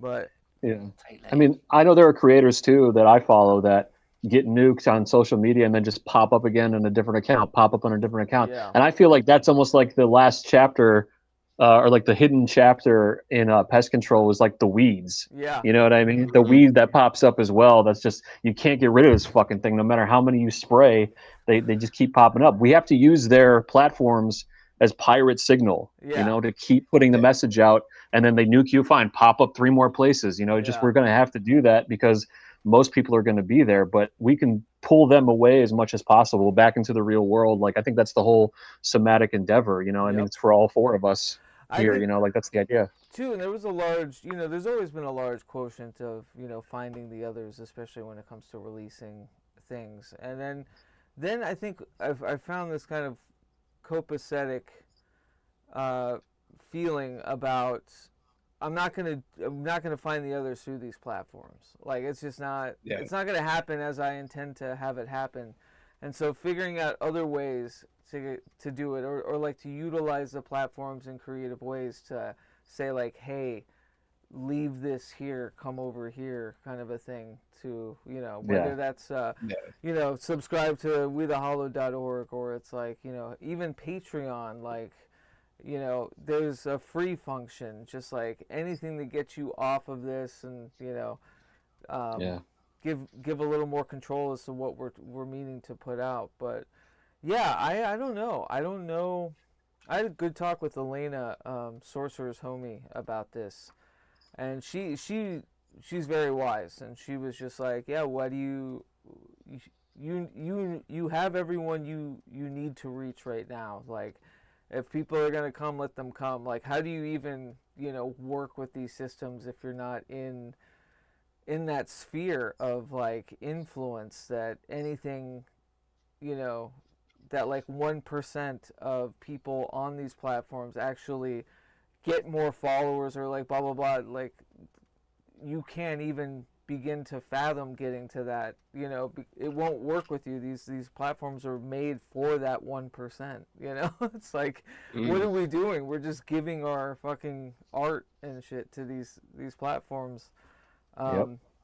Because then that's what the Spotify thing was, hey, I really don't like Spotify. I think it's a fucking, I've always thought it was a shiesty operation, and now I really hate what it's doing to kind of, you know, the minds of music listeners, and, like, you know, this really dark maneuver of, you know, the playlist culture, and then payola is back now with, Yeah. you know, and yeah, and then it became like, okay, well, I was like, but, you know, it's a necessary evil. I've got to put my music out there, because, like, someone that I want to hear it will probably hear it that way. And then you find out, no, they won't. It's not reaching across the lines. It's not going anywhere. You know what I mean? It's just, like, sitting there being raped and pillaged by its, like, AI bots and farming and whatnot. And it's yeah, I don't see what used to be the resolve of a necessary evil to reach more people. That's not even a thing anymore. You know what I mean? Yeah. Right. Yeah. I mean, I like that, you know, record companies were pretty generally seen as pretty bad for artists Yeah. back in the day. So we invented an even worse solution. You know, brilliant. And I mean, and now also all the money that they pull out of that, they're investing in arms. I mean, brilliant. At least Yeah. the record companies in the 80s were just investing it in drug Cocaine. lords in South America. Yeah. Cocaine, exactly. Yeah. Yeah, lots of cocaine. Yeah, they invested Yeah. in And cocaine. sometimes they'd even share. Yeah. But yeah. No, it's there's talk about techno feudalism, like the whole Spotify, and then, you know, getting that tangent into the dark enlightenment crap and all of that, you know, scary fucking nightmare hellscape of techno overlords. You know, it's like, Yeah. I mean, they literally call it fucking Palantir. That's terrifying to yeah, me. I know. You know what I mean? Insane? Like, that's Yeah. they're like no longer hiding behind anything. They're like, yeah, we're gonna watch everything you do. Like, good luck. You know, Yeah. it's like fuck. Yeah. That the dark wizards do in Lord of the Rings. We're gonna call it that because we're Yeah. dark wizards. Yeah, it's like This They is literally are. Yeah. Yeah. You know, the UK government are we're going to give everybody's health records to Palantir. Jesus. Great. Yeah, ours are next. Like brilliant. Ours are Yeah, next. brilliant. Look. Like how does this? Yeah, there must be. Yeah, It's got to be it's money. crazy. It's always money, right? Oh yeah. It's always money. It's always Yeah, money. Well, Yeah. shit. But I mean, know. I think as well with all these media platforms and whatever, that you see people reaching all of these people, and I'm part of you as someone who makes stuff. I think you're always thinking, well, how can I reach more people? How can I get my stuff out there? But actually, most of the people who are engaging with that stuff are not the people that you want to reach with the stuff that you're making. Sure, If you're making yeah. something kind of like any of us are, I would say. Yeah, Like you're there's not gonna I find mean, them on Facebook. exactly. I think there's, you know, there has to be an understanding when you make a certain type of thing that it definitely isn't for everybody, Mhm. and that actually the people that you're seeking out through doing that stuff is not everybody. Right. It's the people who see it and it resonates with them, because those are the people you should be in conversation with, and the people you should be developing projects with, and whatever. Like Yeah. they're the people who they hear that stuff and it resonates. And I think, you know, the weirder stuff, maybe the smaller that group is, but the rewards are greater, I think. Yeah. Where have you found, like, with your music, have there been online avenues where you've been able to kind of, you know? I don't know, not really, to be honest. Yeah. I mean, obviously, like, Bandcamp's pretty alright. Right. Yeah. Despite its multiple sales to worse companies every time, it's Mhm. still, no one's kind of taken that over. But I mean, to be honest, for me, always the place that was most interested in my music and I was most interested in was like the free party scene in the Yeah. UK. Like when I was younger, always at and playing at free parties. As I got older, the same thing. I mean, that's also because those people also don't want any part in this system, and they're trying to do something, you know, kind of counter culture. And I mean, it takes a certain sort of person to buy a giant sound system and run it illegally somewhere. You know, it's like quite you have to have some strong ideas, I think, to do something like that, because it's quite risky in some ways. So I think, to be honest, it's still that like real world is the place for that stuff. It's kind of where I want it to be as well. Yeah. And I mean, to some degree, I don't really enjoy the promotional side of creating things. Oh, And it's the online, I worst. enjoy it even less than Yeah. than in real life. So It's the Yeah. worst. But I've also, again, it's another one. I think it's been, you know, talking about these magical rites and these two eclipses especially, and how they've correlated with Hauntomancy and like the birth of this album. How the first one was, you know, lunar eclipse in my sun sign, and this last one was, you know, not to get too woo about it, but it's fun. You know, the lunar eclipse in my rising sign, and it, like that correlation of, you know, this understanding of responsibility in a sense to kind of what you're putting out, and you want to give it like what it's worth, and you don't want to like upend it by sabotaging it because you let it kind of not reach what it needs to reach. You know what I mean? But so in that sense, you meet that with, for me anyways, it was like, okay, well, I think I found a way in, and that's like to commune with it in creative ways. Like, okay, if everyone's not listening to albums anymore and it's all going to be digital, then like, you know, have a Bandcamp, you know, only you get the extra songs or whatever, and it's, you know, breaking the album into EPs. You know what I mean? Just like all of these different exercises and experiments to keep it interesting, especially for me. Like, I never want to do promotion, but there's a way that I think, like, to have it be artistically intentional. And I've seen that with artists where I was like, man, that looks fun. You know, it looks like a blast creating an ARG marketing, you know, like aspect to it where, you know, the alternate reality game or whatever for an album or something. All of that stuff looks like a very intentional, cool, like, artistic aspect to an otherwise drab and terrible fucking business of, you know, promotion and selling your stuff. But I think with that too also came, for the first time in my life, I'm actually like okay sharing. I think before it was like I did it because I felt like I had to, but I didn't. I don't know if I ever really felt great about like sharing. You know what I mean? Or like comfortable with my music at the time, or felt maybe too precious with it, or, you know, who knows, the millions of reasons. But I think now I'm at the age where it's like, no, I'm really excited about this, and yeah, I'd love for you to hear it, you know. And so then you got to meet those demons, you know, in their ways, and like I can either dance with them and be like, okay, well, no one likes albums anymore. Well, that sucks.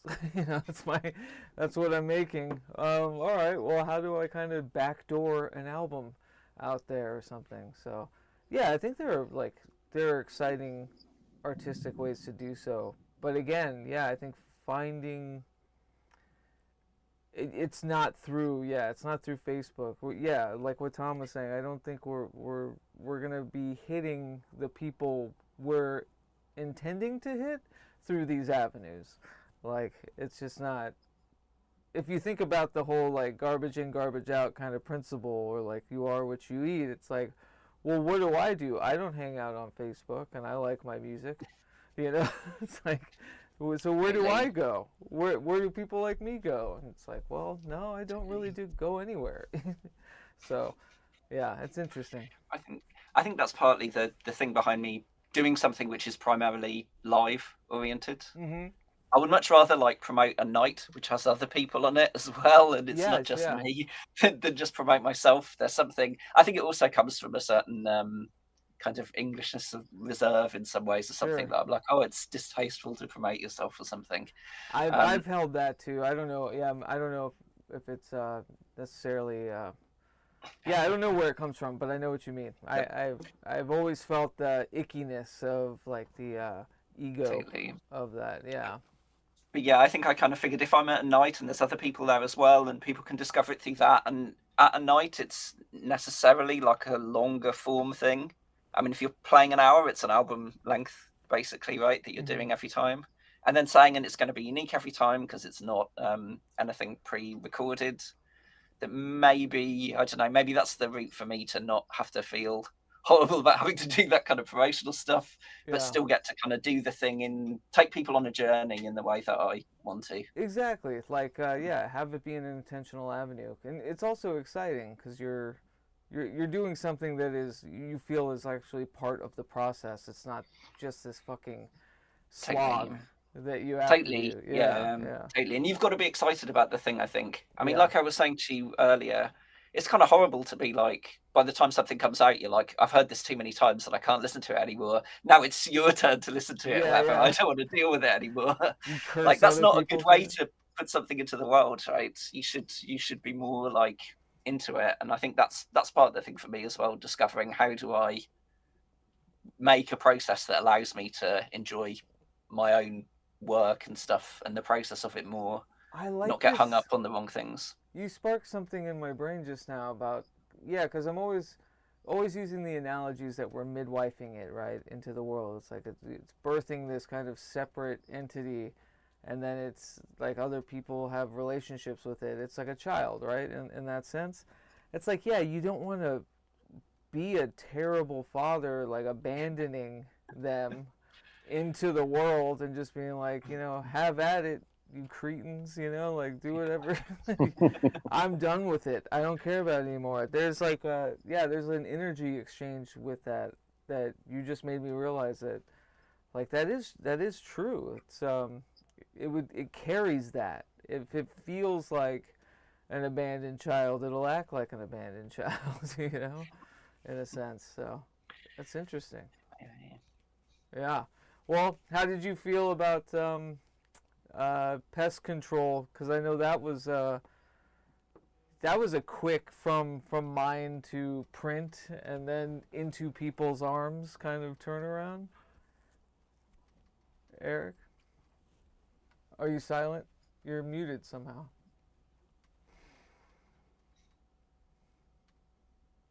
Am I muted?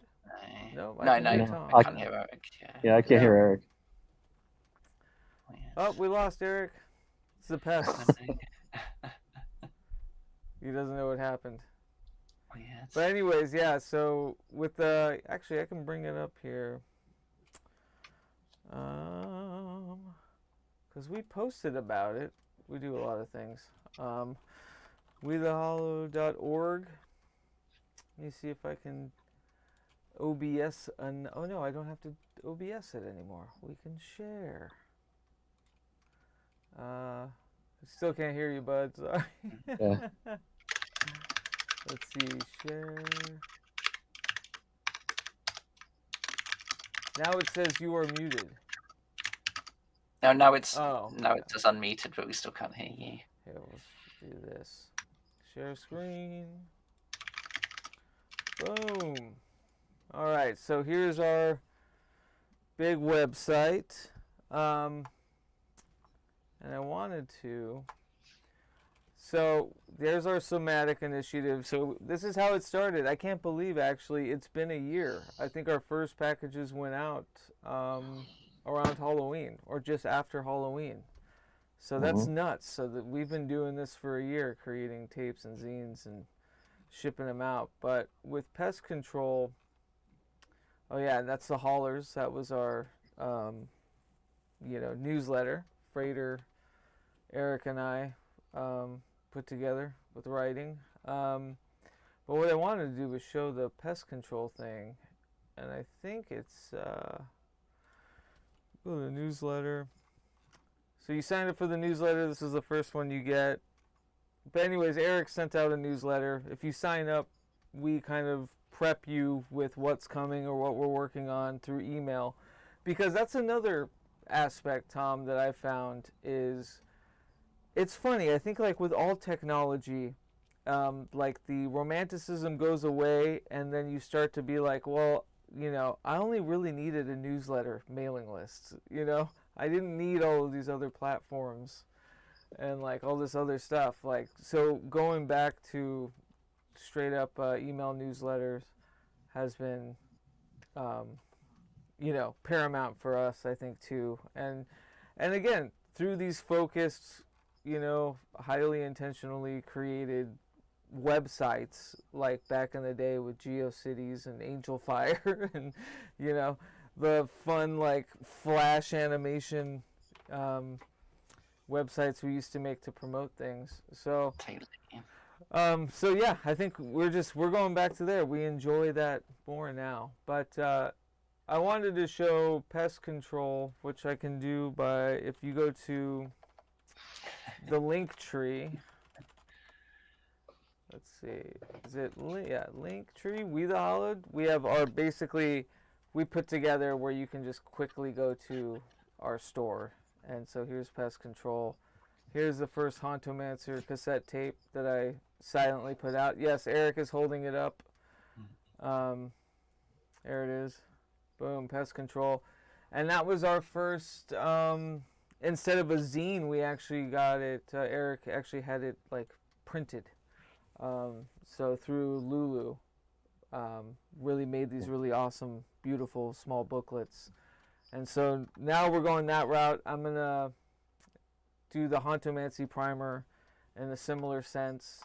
And that also reminds me, Carl Abrahamson and Vanessa Sinclair were talking about, because of the shit that's gone on with, you know, shipping internationally, that they're moving to kind of a print-on-demand aspect so that they can reach people too. So, you know, if we can't send each other things as easy now, I do think that's cool that things like Lulu and, God forbid, even Amazon print-on-demand publishing, like, you can get your text to people, you know, quickly. So that's not a bad thing. But yeah, here it is. Here's the Lulu page for it.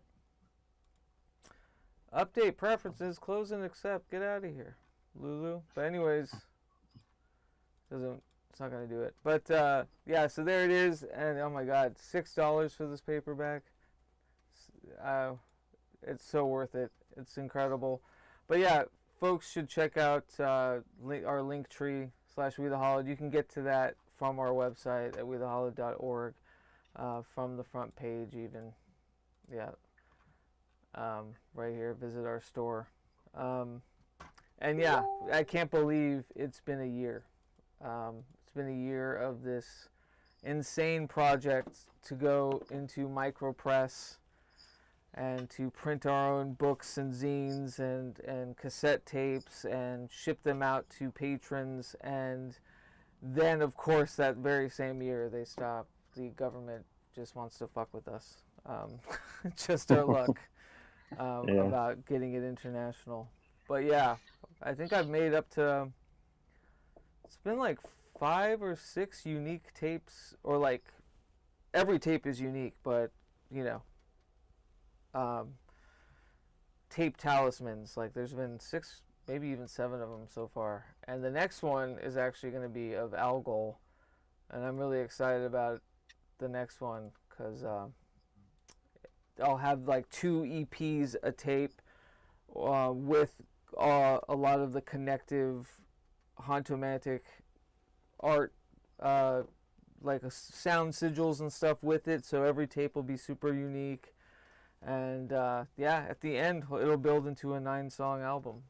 But I figured, just to take a little breather, I'd play the first track off of the new one, which Frater Perseus here was the drummer for. And I'm really excited for the drums more than anything, I think, on this on this song, specifically because I worked so hard on them. And this song too is a perfect example of what I mean by like the Hauntomancy practice, because if you listen to it, the intro and the backbone of it is this organ kind of loop and swell with Herbert, my analog rhythm machine.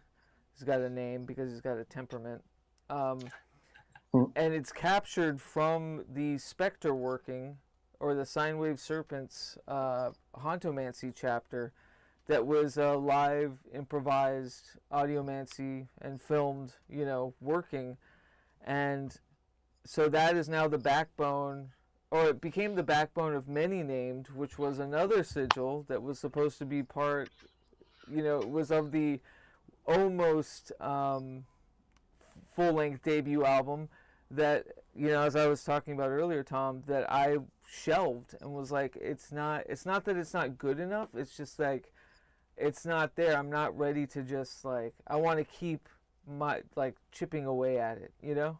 Like, I was at that point where, like, this is fine with some more fine tuning. This would be a good first album from Revelator Rosz, but I wasn't satisfied in the sense. Unfortunately, Eric did have to go. He's got to go get Orion anyway, but he says, say goodbye to all the people for me. So he says goodbye. But where was I? Yeah, so anyways, so this album, not only does it have like the connective tissues from the generative artistic magical practice, that birthed all of this, but it also has like the tissue and sinew from its like many parts that became what it is now. And so that's why I think it's just like it's the most worthy of being the perfect example of the Hauntomancy as a practice. And funny enough, the drums then are from a dim zoom drumming session that Leo sent me. And this song, when I was writing it, it came out of another Audiomancy session that was built of something else, and I just had the wild hair like, hey, I'm gonna try this with some drums that Leo sent me for another project we did, this past year, and then voila. So it became like, to me, this album is like the perfect encapsulation of like almost everything that I've worked on or I've been a part of in the past 5 years, especially here in Seattle and since the beginning of Hauntomancy at all. That's awesome. Yeah, and so I wanted to go ahead. I'm going to play it from YouTube, so hopefully it's not too terrible. Let me know if it sounds okay, but I'm going to go ahead and just play it. It's called Geist, and it's the first one from ALGOL 1, Dissolver. Let me know if you hear it okay.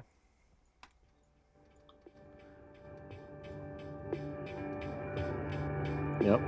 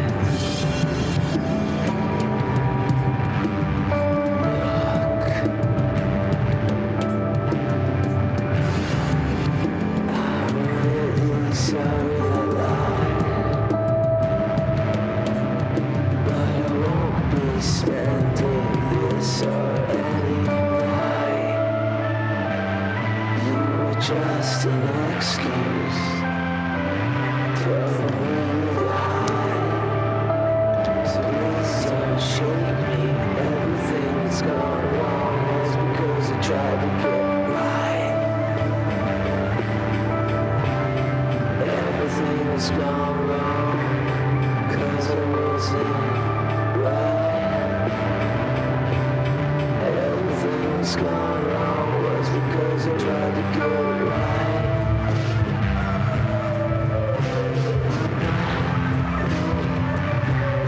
To be blind.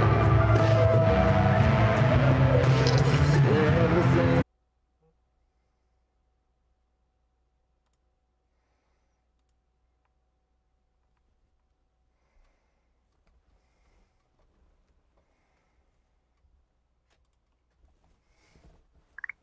Gotta love it. Gotta love it. It all breaks down. When I play a song, the stream gets all goofed. You can hear me okay? Yeah, I can. Cool. Yeah. Oh, interesting. Sounded great though, man. Oh, thank you. Yeah, and interesting, you see the background now. I don't know, StreamYard is trying to fuck with me because I refuse to pay for it. So, Most likely, dude. oh yeah, let me get that logo, that pesky logo out of there. Wait, no, I was kidding. But yeah, thank you. The funny thing about, you know, that song, as I was saying, it's like the perfect encapsulation of everything that I've worked on, pretty much. Even the howls and the drumming, that was from Many Named. That's part of that song. So yeah, it's this weird kind of coming to. Am I missing something? Oh, Eric's asking if we want to read a section of the book. Yeah, Leo, do you want to read a section from Pest Control? I don't have my copy on me. I'm gonna have to run now. Sorry. What's that? Tom's got to go. Oh yeah, Yeah, Tom, thank you so I'm much gonna have for to leave you dropping to by. it now, I'm afraid. Yeah, no worries. We'll probably. Yeah, it'd been lovely to chat with you all. Yeah, no, it was incredible, man. And Yeah. when we Let's leave do later, it again sooner. yes, I'm gonna play more of your stuff today too. So thank you so much for sharing that. You're welcome. And yeah, let's talk again sooner than a year or whatever it's I know. been since we last drawn Too something long. together. I would love to Totally. collaborate too, man. For sure. Of course. Yeah, me too. I'm sure we can do something. But yeah, lovely to see you all. Yeah, So, you as well, man. thank you Have a very good much, one. guys. Have a good See ya. day. Bye-bye. See ya. Bye. But yeah, Eric's he's not on stream, but he's still directing us. No, I think that's a great idea to read some of it, but I'm all thrown off now because my internet dropped out completely. So, but yeah, if you wanted to do that, Leo, like I said, I don't have my copy on me. It's not a big all right, deal let me either see. way. Yeah, let me see what we got. Is there a specific section he wants me to read? I'm assuming the one you brought up. I said it's made up. My section isn't in the book. The weeds one? Is that one of them? I'm 'Cause confused. I thought you were saying. No. I said that's the hidden last part that's not in the book is about weeds Oh, being I see what pests. you're saying. Okay. Yeah. Because I'm like, I don't think that's in there, dude. Yeah, I was like, what? What are you talking about? Let's see. Here we go. Should I read collaboration? That might be a good one. Yeah, do it. Okay. So this is a quote. It says, "They want your soul and your spirit. Make them understand. These things they never can have. Got to work for your family. A community built on trust, not money. If this town was to vanish and the office blocks were just turned into ashes, they'd be you and me, honey. With the will to survive and the spirit lives on. Build those factories, plants, and cars. On a planet so desecrated, there'd better be life on Mars. The Kinks, it's all right." Yeah. So that's the intro. Ants are bred to be part of something much bigger. They have no conception of the ego, no conception of the self. There is only the colony. As humans, we have been led to prize the individual above the safety of others. And it is to our detriment that we subscribe to that premise, with hardly a glance toward a more collective benefit. There is no survival without collaboration. No one is a monolith of knowledge, of talent, of strength. We require the gifts of others to thrive. We require them to learn. The warriors and the queens do not know hunger until the workers are gone, and they are left to fend for themselves, ignorant of the cost of absence until it is too late. Vermin never move alone. Infestation is security for the group and a challenge to power. Just as ants can be singled out and fried under a magnifying glass, not every David can defeat every Goliath. There is no community without communication. Cockroaches emit a pheromone that alerts their kind to safe places and steady supplies, while rats send out calls only they can hear to better weather unforeseen troubles. Eugene Murray called termites a composite creature. Their colonies live in such equilibrium that each function a single insect serves is required for everyone to survive. Vermin collaborate and organize within the mound. All are one. There is no infighting, no squabbling. There is a purpose and a plan.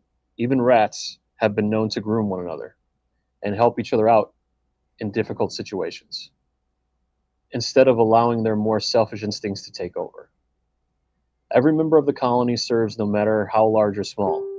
A colony invites collapse when the entire population is focused on elevating the queen without making sure that all are cared for. No role is so small that one deserves to go hungry, and none are so important that they deserve more of what's reaped. Even those in charge can meet a violent end if they no longer serve their colony. Everything can be reduced to bones if enough mouths are there to rip away at it. Patience, always patience. Strength may be individual, but power is collective.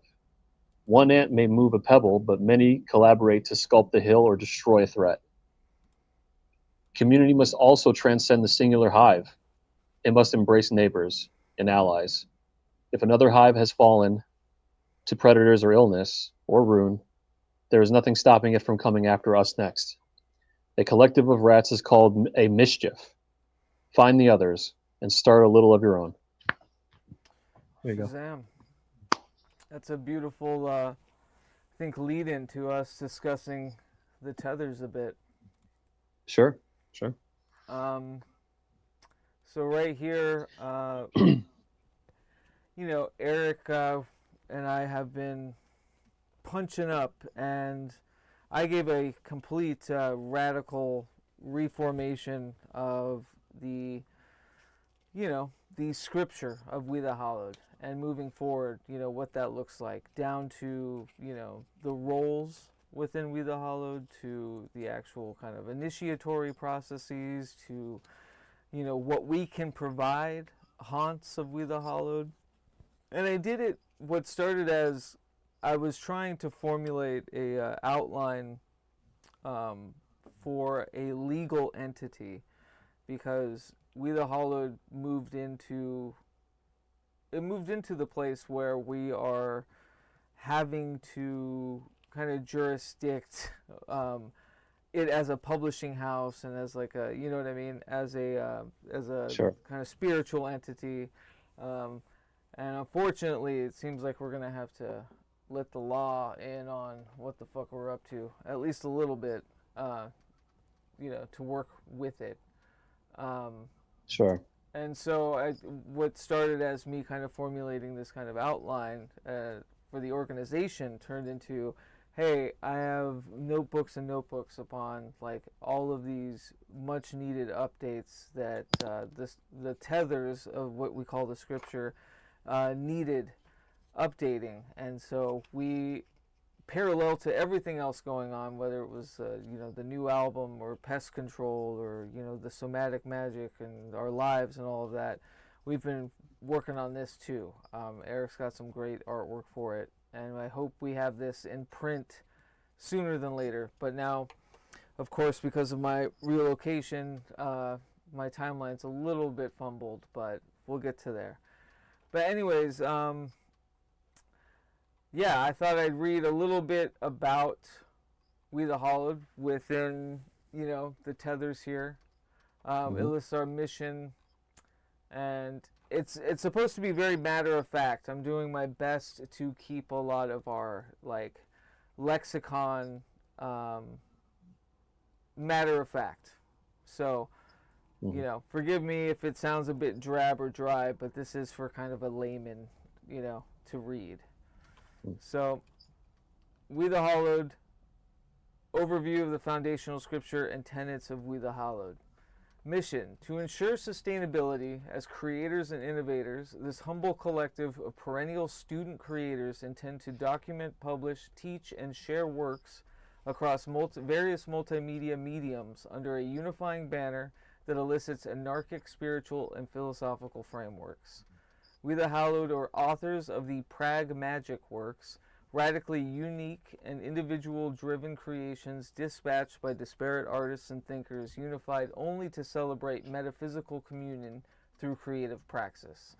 These works are attuned with the experimentation of philosophies and metaphysics without denomination or rigid subscriptions.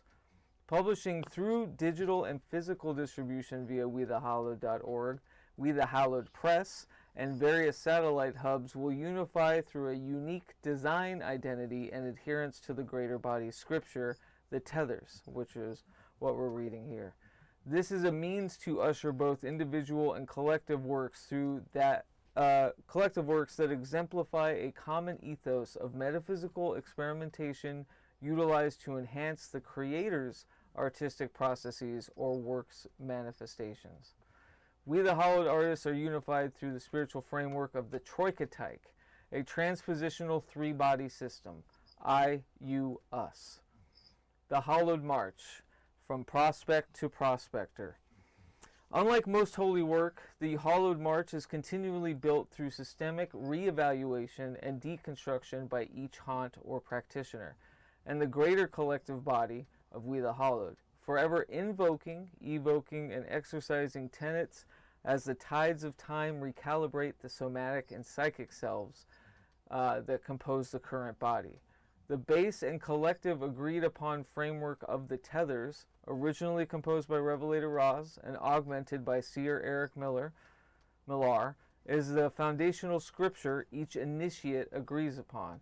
These tethers, after a cycle of time, is discerned and then brought before the greater body and expanded, altered, or deconstructed, utilizing the initiate's individual divergent grimoires, revelations, and observations for a collective reconstruction.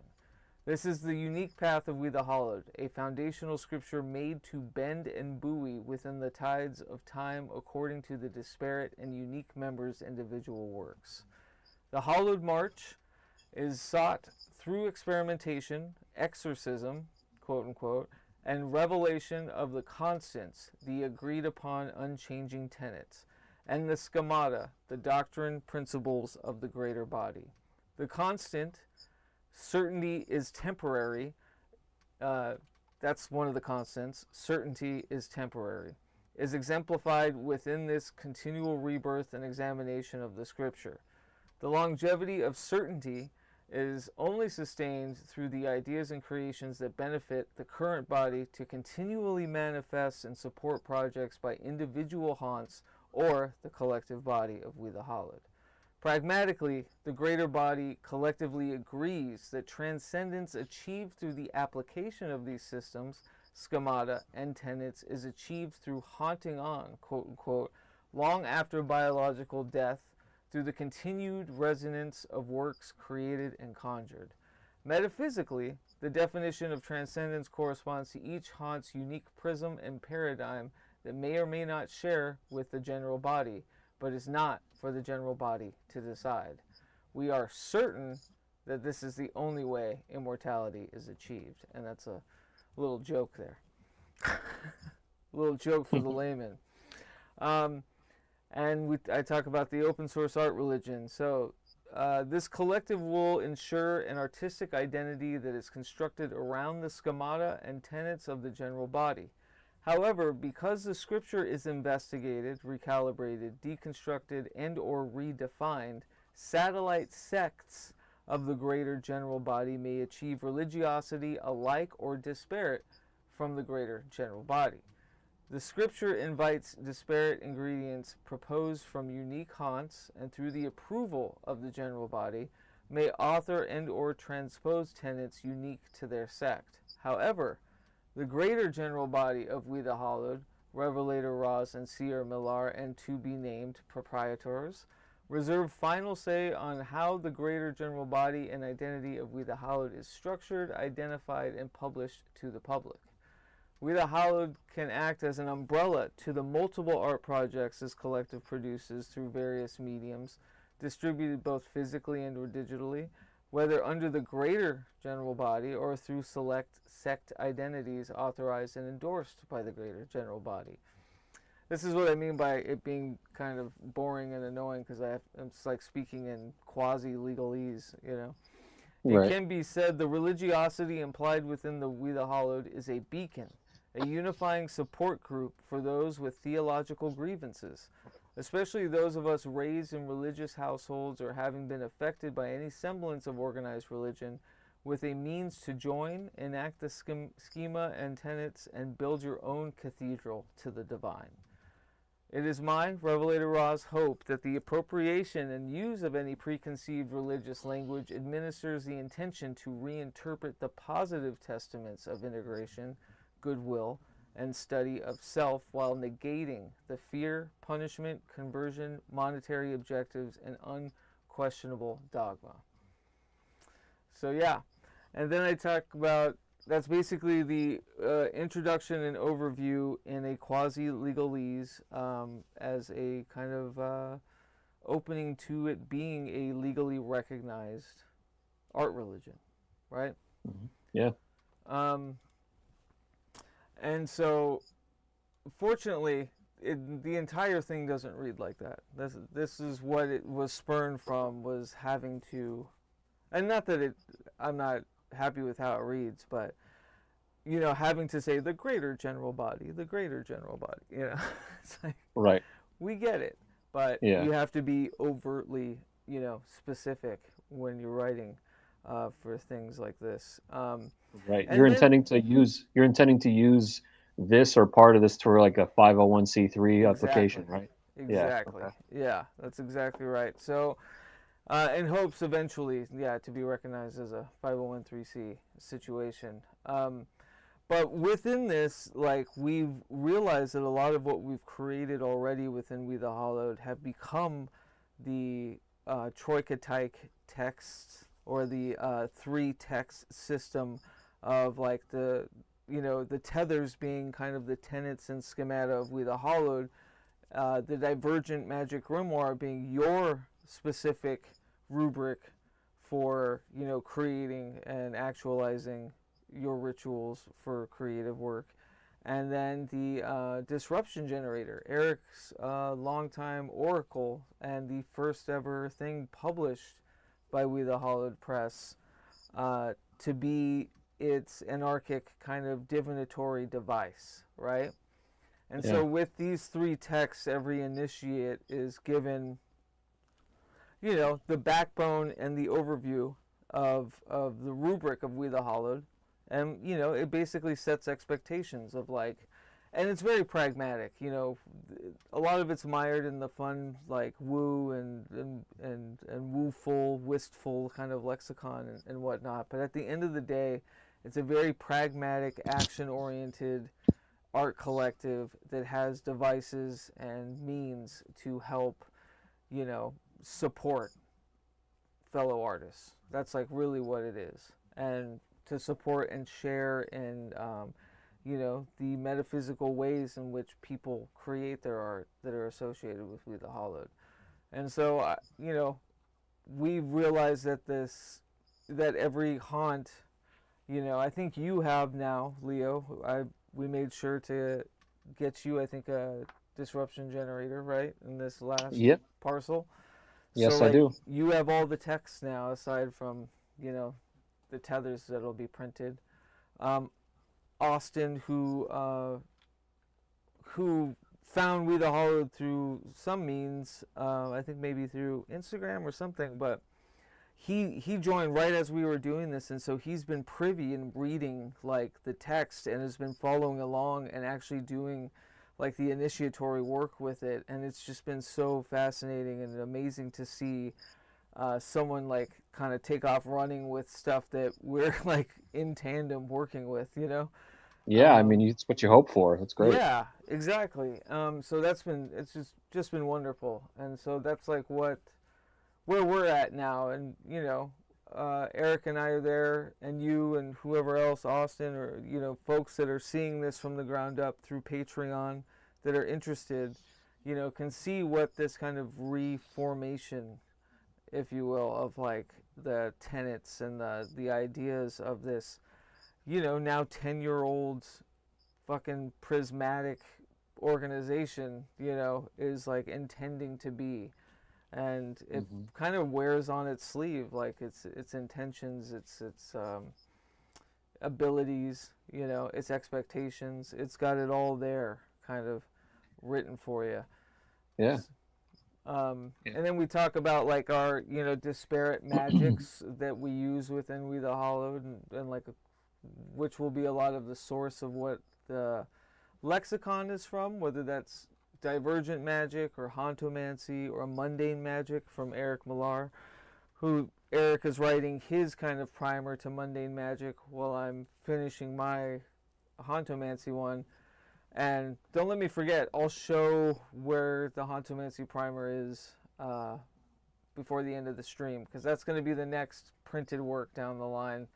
And what started as a graphic, small little infographic zine is now turned into, oh shit, this is going to be like a 50-page, like with like not heavy, but with like good amounts of text and like a proper primer, you know. Yeah, I'm excited for it. Yeah. Then we talk about the saintly selves, which is where We the Hallowed started. We used to call what we now call haunts, we used to call the saintly selves.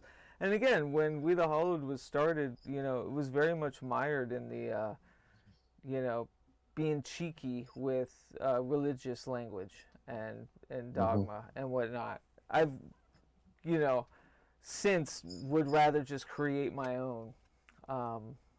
And so that's what we're doing. But you'll often hear in the past, like, yeah, saintly selves, and what does that mean, We the Hallowed, you know? And it's all very much from this, like, principle of the hallowed man, that, like, instead of, you know, we're exalting the chains of which we are born in, that we, you know, we have the abilities to be sanctified through, you know, the works that we create and have resonate. You know, very simple ideas. That were just kind of a foundational aspect of a bunch of weirdos coming together and sharing artwork. You know what I mean? Sure. But yeah, and then I talk about the Troika-type, and you know, there's a lot of parallels to Hauntomancy and that practice that I created, and it makes sense as the semiotics for Hauntomancy works for more things outside of Hauntomancy, especially like the idea of a Troika-type, or like a transpositional 3, you know, object kind of system. And so everything working in 3s, and like what are the positions in this tetherless triangle, like what do those signify? And if we think about any 3-act kind of system, we can then pinpoint where, you know, what the objective or what the actual delineation is of those points in anything, right? So it can be, it's transpositional. You can use it for you, me, us, right? Kind of a thing. And I talk about that. The big thing, and why I wanted to give that large preamble, is this new idea for kind of the roles and moving forward with people's kind of titles, or like, you know, pomp and ceremony about, you know, what avenue or what shade they go through, what role, right, what constant they become. And that's more of like what they want not only to get from We the Hallowed, but what like they can do for like the group at large, right? They're like pragmatic roles. And so I came up with this idea where we would delineate it into shades, because some of us are more introverted and don't want to do like if you were an initiate, I don't want to give you a role automatically that makes you a weaver or somebody that works within facilitating interpersonal stuff with strangers, right? That's not Sure. that's not beneficial to anyone. We want everybody to like feel kind of empowered with what they have and what they want to do. And so with that in mind, came up with psychic, somatic, and kind of and temporal, like time based. Mhm. And so those are pretty self-explanatory, and you would understand that, like, yeah, somatic is far more of like the action oriented present, right? Temporal is like more of the to the letter kind of scheduling and that sort of like big operational aspect. Yeah. And then the psychic is far more of like the witness or the scribe or like those aspects of somebody that is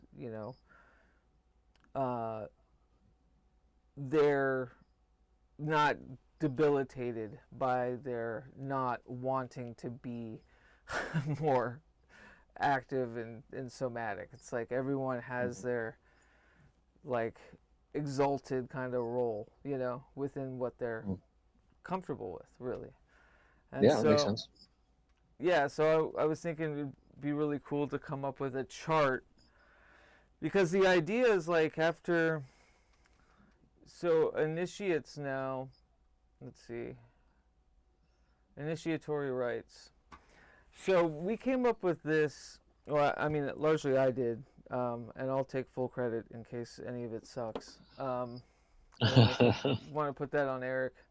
A lot of this is my fault. So it was more of an idea of like, because you and I have talked, Leo, too, and like knowing after 10 years what it takes to make this kind of like multi-medium organization of sorts. Like work is a lot of, expectations being met on either side, right? It's a lot of like showing up and utilizing the For sure. tools. It's a lot of back For and sure. forth of, it's like any organization. Like Yeah. I've run into time and time again where people thought that I was like making money off of them, because so many people were so weirded out by the fact that I was like, hey, no, use the website that didn't have ads at the time. I have now, Right. since this past year, I've actually allowed an ad or two on it, but at the time was like, no, use it to like reach more people with SEO and everything, and everyone's like, no, he's got to be making money or farming. And these were Yeah. just grumpy assholes, For that sure. they couldn't get around the fact that, I was going to be a little too free with the tools that I had. And so giving initiatory rites and stuff, it's just a way to like keep people accountable for how interested are you really? Do you really care Yeah. to be a part of this? Or we talked about this before about like, it's not elitism. There's another word for it, but it's like it's okay to be. It's not. This isn't for everybody, and it's okay that like we are asking for a little bit of like sweat equity if we're gonna give you that much, and in return, Yeah. there's got to be something requited about it. 100%, and I think that it's better that someone like you be more at the forefront in the head, because you're very I've only known you to be very inclusive and very inviting to people, whereas I might be much more of a wall with people and be like, nah, I don't know if that guy's going to work, or I don't know if this. Good thing that's not my role, because you are, at the end of the day, it's very much, we are all in this thing together, but you being a very much of a pinpoint head center of it, I would say that the final decision for a lot of these things comes to you, as it should, being the progenitor of some of these things. And I think that that's a good thing. So people shouldn't be, nervous or worried about, am I going to get it in, or any of that kind of stuff. Sure. I think you're very accepting. And I think another thing to remember is like, since you're filing for the idea is to file for the 501c3, and the fact that it's, an art religion, or it's this kind of spiritual thing, like the creators, like it's meant for, I mean, you could correct me if I'm wrong, but my understanding is that it's meant for metaphysically minded creators, not just Yes. any creator necessarily. Yeah. So that's something that I think should be stated a little more clearly and outright as well, Yeah. which is good. And you I know? do mention it up in the beginning preamble that, Sure. I just wanted to reiterate it, even just for myself. Yeah. No, but you're absolutely right. It's not just a open door policy. Even it's not really just it's never been an open door policy in the sense of like an open Discord is. You know what I mean? And that I'm trying to give it like an analogy of like, hey, come be a part of this community kind of a thing. It's like, no, it's always had this like, there's a tussle and there's an operational side of it, and it really is like I'm not just inclusive. Like the whole idea of it is to be inclusive and to be exalted in your individuality with a kind of like a skill share with fellow creators, right? Like, for sure. Helping buoy each other. But yeah, at the same time, I think I've been burned time and time again to where, and to be quite honest, I'm not as trusting of strangers as I might have once been. Mm-hmm. Well, that's wisdom, right? And and not to say that the initiatory rites came out of like a need for people to prove themselves in any way. And like you were saying, I wouldn't turn anyone down that had issues with some of the rites or like couldn't do it a certain way. You know what I mean? Like all of this is all up for kind of discussion case by case, but it was important, I think, for all of us to set up a sort of like expectation about like, hey, these are generative tools that we currently use, and if you're going to be a part of this ecosystem, like we just want to make sure you're serious about it, Yeah, definitely. I think that's huge, and I even fall short using the tools a lot of the time, and that's something that in this year, into the future in general, I intend to make a point to fix to be more productive, because it's just we can always make excuses, but I'm just saying, like, I stay in the chat with you and Eric. I stay abreast of everything. I'm a Patreon, because I want to support the work itself. I want to support the idea of We the Hallowed and you and Eric and myself as much as possible. So it's like, and also I think that's key. You've written for the HOLLERS, like you're a drummer for Dim Right. Zoom, like you know what I mean. There's for sure you're a collaborative, generative aspect, and I wouldn't. It's not.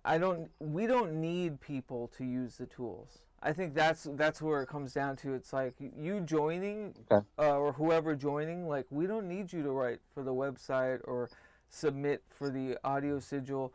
Like we don't need any of that. We're fine doing it ourselves. We want you to want to be a part of it, and that's when we have you be a part of it. You know what I mean? Like otherwise, like we're not pulling anybody's ear to collaborate with us or any of that stuff. It's no big deal, and if folks don't want to or they can't, that's great too. Like we're gonna be just fine. We're doing our own thing. Yeah. This is more of like, hey, yeah, we're letting you in, and we want to help you out, and maybe there's some things you could help us out with in the future. So here's like setting up some requited kind of expectations in the beginning of. It also gives it an air of like seriousness, right? Like in a sense of. Yeah, well, you need that in a group. If there's an in group and an out group, and I mean that in the sense of, there's the people who are interested and the people who are not, and the people who are serious and who are not. You need to know who those people are, and I think that's, if I came into this brand new and you were like, hey, here's the DMG, here's the disruption generator, here's these other things, like familiarize yourself with this. If you're serious about joining this, like awesome, but here, familiarize yourself with this, and then we can talk and we can see how this is going to work for everybody. I think that's kind of the idea, right? Yeah, absolutely. And I think I'm just really excited. It also gives the aspect of people to really ingratiate themselves and help me and help us deconstruct and construct the very tenets of which we all agree upon.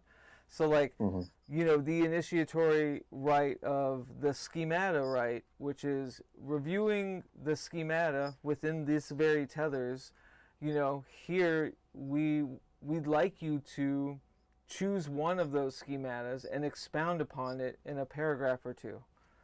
You know Right. what I mean? Or like it's something as simple as that, but it kind of also ingratiates you to what the body is and what you're signing up for. And if it's like, you know, if there's like a red flag in there, you'll catch it quickly because we're getting you, you know, a part of what the underlying text is and the tenets are. You know, it's like, Yeah. Well, even stuff like the Golden Dawn, like they made the people who wanted to be involved with them read and write and all that kind of stuff, you know? So I think yeah, that's not an unreasonable request to join an in circle group, you know? yeah, for sure. And that's the biggest thing was like, we're not a magical order in that No, for sense. sure. Yeah. Yeah. No, I get that. I'm just saying that like any group that, I mean, they're similar in certain ways is my Right. point. Yeah, You yeah. know what I mean? No, for sure. There's a group of people. Yeah. I think my trepidation with why I didn't do this for so long was because I was so worried about that kinship with like, ugh, the last thing we need is another OTO or Golden Dawn or, you know what I mean? IoT. Yeah. Somebody or, who thinks they're the, yeah, somebody who thinks they're the Magus of the new Aeon. exactly. Right. Like, and none of that. At the Yeah. end of the day, we're just like, we just want to promote actionable creative folks who love like to create, to explore and experiment with their creativity. Like, this isn't a place to, you know, pontificate about your holiness, you know what I mean, For sure. out loud with Definitely. with other people. So I think all that to say is that's what's kept me from doing this sort of kind of brass tacks initiatory thing. But now I'm like all about it. And Austin, again, to speak his name, you know, jumped right at it. Like, this is still a draft, and I shared it with Patreon, and he saw this, and he did it, and it's just amazing. It's like incredible, you know. So I'm Yeah. like really excited that people, or Austin at least, has like taken to it and has found like a, hey, this actually could work with me. It helps me understand what this all is, you know. And so like that's one of them. Of course, I'm not making, the idea wouldn't be for everyone to do all of the initiatory rites. Like I said, it's a case by case. You know, do all of them, do one or two of them. Like, as long as there's some like deep general interest in being a generative, you know, co-conspirator of this thing. I think that's the biggest thing. But yeah, so there's genuine. the schemata right, there's the construction right.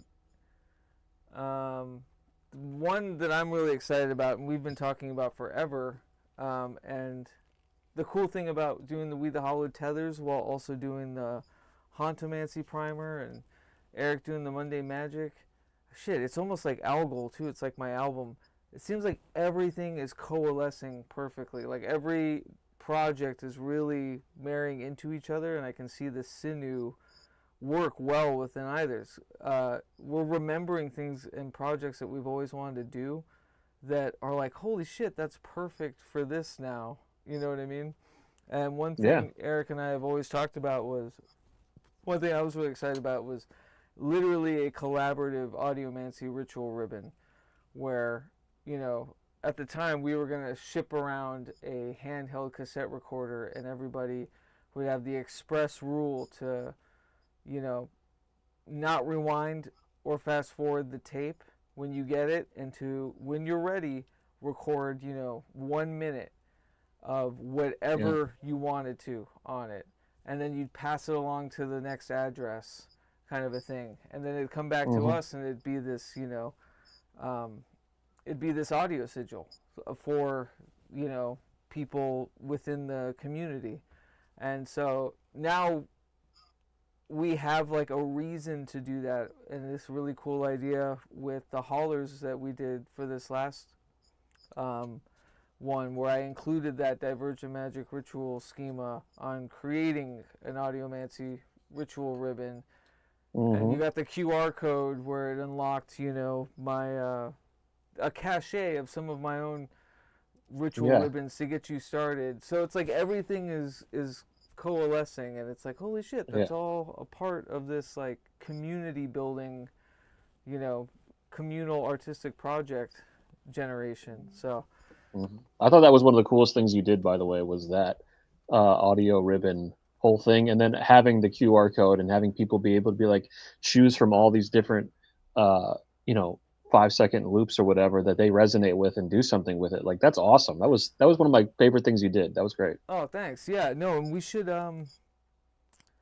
yeah, we should talk about how I can release that kind of to the world now. I think it's enough time has been where the Hollers had come out. It'd be cool too for when we do that Hollers PDF. You know, people can find it. But for those listening that don't know, in the recent newsletter, the print newsletter we do for the Somatic Magic parcels, I included a Divergent Magic ritual write cycle, like from the book, where I typed in basically how to get started with creating your own kind of audiomancy ritual ribbon, or like how to involve audiomancy into your life in a way that you'd create your own. Really like introductory, just a loose like here's some ideas on how to do it. And in the sigil part of the Divergent Magic write was a QR code. And for folks that figured it out, that it was a QR code, it's pretty obvious, but it did have some design elements that maybe won't be so obvious. It'd take you to a site, a hidden site within WeTheHollowed.org, and in it were, yeah, a cache of actual, when I was creating tape loops, like actual tape loops. I have a bunch of them somewhere, but you know, cutting the tape and making my own audiomancy ritual ribbons on cassette tape, I would log them digitally, and this site had a bunch of them. And yeah, as Leo was saying, it took you to this site where there were further instructions, but they were also like, here, like, try to meditate with one of these, or like utilize, this is kind of to show you that they don't need to be perfect, that they're actually kind of wild and weird, and whatever conceived notion you have about what audiomancy is, maybe it's a lot simpler than that, you know. So yeah I'd like to release that, yeah, into the wild soon, and we will, yeah. But anyways, so yeah, that's just wanted to go over, that's a bit of what, you know, the Tethers is going to entail, and we should have this in print form. I guess like we got to start calendaring things, because Eric and I are, you know, we're very generative creators, like we're always kind of putting something out, but now it's getting to the point where like I think the printed works need to be spaced out a bit, you know. So I'll have like the Hauntomancy primer done around when ALGOL is finalized. I was hoping that'd be by Halloween, but because of the move, I'm going to be a little easier on myself and say, you know, it may be out in November or even December. I don't know yet, but it's coming before the end of the year. And when that album is released, the primer will be released as well in print. But if Eric has Mundane Magic ready to go, you know, does that come out before or after? Because we don't want to step on each other's toes. And that's like what the whole rhythm of this, of We the Hallowed is we're putting stuff under the label. We want to assist, you know, each other. We're using the SEO and, you know, our long-standing website and publishing kind of quotient of it. Like, we don't want to step on each other's like releases, so we come up with like a release schedule, and we do it that way so they can piggyback on each other, and, you know, not smash everything into the void and then just hope that it reaches something, you know. Oh, exactly, yeah. Yeah. But yeah, I'm really excited about the Tethers. And it took 10 years of shooting from the hip with We the Hallowed to get here, and I think it shows, and it's getting very intricate. And here's a bit, I think, of the schemata, the constants, and this is what I was talking about. I have even delineated the constants. The exceptions, which are the rules within We the Hallowed. I have the roles, the constants, which are the unshakable, agreed upon kind of tenets of We the Hallowed, and the schemata, which is kind of like the building blocks of a haunt's kind of trajectory. the 23 schemata. I have all those even delineated into their shades, or even correlated shades, whether it's psychic, somatic, or temporal. Nice. And you can see here the constants, the unshakable tenets in the psychic shade, and I give some ideas of like mind, language, spell, vision, belief, divination, in those quotients. And that would mean like art is communion with the divine. That's a constant, and that's in the psychic shade, right? And so if your role, your exception was a seer, you know, that might be divinity is divergent. You see, I even have like the roles under a seer, psychic seer, basically. This would be a constant that they would revel in. And it would also have the specter, aspector, prospector phase, Fanticon phase. Like, it's all correlated and webbed. So now I've got to figure out a way to diagram it all. And to, like, you know, put them all in columns and build a freaking red yarn conspiracy fucking board. Yeah. But yeah, so like a seer would be of the psychic shade, you know, like a weaver would be of the somatic shade, right? You know, witness might be of the temporal, because what they're witnessing is very, you know, time diluted, right? So it's all, it all connects, and it's just a big undertaking, but we're getting there. It's pretty close. Yeah, I mean, you're definitely a very prolific, creative mind. I can't imagine what's going on in your head all the time to have all this stuff come out all the time. So Well, it's very interesting to see laid out in such a very direct way. You know, I like that kind of stuff, and very specifically oriented. I like that. I thought about you, and I thought about some other folks when doing this, and for the primer too, especially Mary. Mary's a great. She's a great person to have feedback. She really, like, she brings me back down to earth with stuff, and you know, she asks questions that I will zip past all the time, you know. Yeah, and right on. So she's very grounding in that. And so with you guys and like your, you know, Virgo kind of energy, and that's always something I'm seeking out, is like, how do I correlate as a more in a matter of fact kind of dialogue, and so it's not so amorphous and flighty, you know. Yeah. And That's so good. that's what the tethers will be. That's what the primer will be. Actually, yeah, I'll show in a bit the actual Hauntomancy primer. But yeah, it's been a crazy year, and to know that this is, you know, about to be even crazier with the relocation. But again, the relocation is very much an ellipses. It's like a perfect circle. And I was telling Mary, like, because right about now, I was supposed to have the first volume of Hauntomancy or Haunt Manual writings done. And then I realized, no, I need a primer before we get there, because I need to, like, really sort out the rubric before I organize, like, the big, you know, the big building blocks. Definitely. But I was telling her, like, I don't know when to stop, though. Like, when do I know that the volume's done, right? It's like, it's living. Like, I'm still writing the Hauntomancy stuff. Like, how do I know when to cap it? And then when this happened, when this, you know, Portland relocation happened, it was like, that's the perfect coda. It's the perfect coda for the first grouping, because the first Hauntomancy working was the working that brought me back to Portland, that I couldn't be there at that time. And so it's what set me off on this train, and then here I am going back, you know?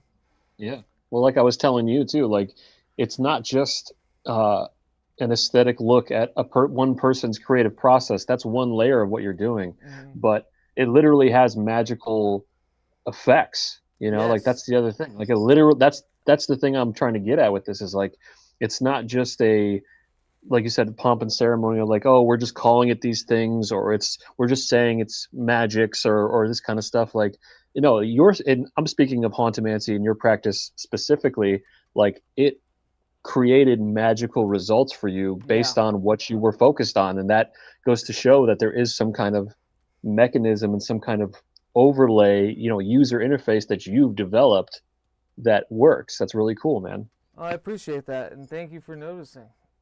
You know, because like Yeah. I agree. That's like that's what I've been trying to really, you know, drive home with folks when I talk about this practice. Is like I literally have materium that came from it. Like it is helped create and consort and generate, you know, not only this album, right, which is like a very practical artistic sense of like what it took to get here with that thing, but like in my life, in my waking life, the effects that it has kind of ensnared me with, right? Like it's been really jaw-dropping and very lore building about. So yeah, here is the primer as it is now. But as you can see, it's That's awesome. It's getting messy. That's gonna be a weekend for me right there. Yeah. So that's I'm trying to cap it at like 33, 34 pages. Yeah.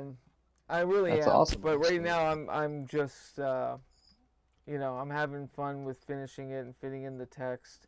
I basically what I did was I went into all the haunt manual chapters and other aspects like the dimming room, blah blah blah, and I grabbed direct quotes from haunt manual from all the writings for each section, and I've just been building it like that. So the primer will just have like these direct quotes from all the chapters, and you know. Yeah.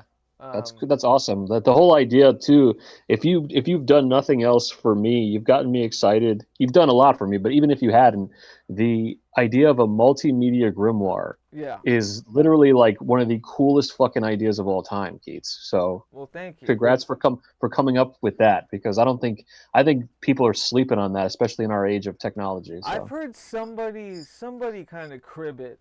I mean, it's okay. It's I won't take full credit for it, meaning that like it seems like a very obvious thing if you think about it, but like I was the only person I knew of like really considering it and consorting Pragmagick as a multimedia grimoire, and then like as Hauntomancy came, it was like holy shit, no, this literally is a multimedia grimoire. It's like transmedium that's through audiomancy, videomancy, you know, print media, everything. Blah blah blah. So yeah, that's kind of the best way to just to describe it, and I've been calling it that since 2018 or something crazy. So that's insane. It's been 7 years of like Pragmagick and shit. Which is nuts to think about. And it's hilarious that it's still kicking as it is. Because if I was doing it any other way, I probably would have given up by now. Just because, the occult world at large is just such a goofy beast. Yeah, this is a very modern approach and a very creative approach, and I think that a lot of occultists or a lot of people interested just in, you know, that side of things in general have a creative side, you know. So I think that it kind of it opens the door for people to be like, wow, this dude connected with his own past and future selves through his own form of magic. And like, you're a person who knows a lot about this subject, you know. You're one of the only other people I know who seems like they're hyper read on all these things. You've been doing this you've been interested in this for like your whole life, right? So it's like you've been reading about it and doing it. So it's like when I mention someone, I'm like Kenneth Grant. You're not like who? When I mention, you know, any of that kind of stuff, like, you know what I'm talking about. And there's very few people I've met who have such a wide knowledge of the whole field. Everybody's really, you know, usually very specified to an area or another area, and I dig that, you know. Well, yeah, no, thanks, because I yearn for the other thing all the time.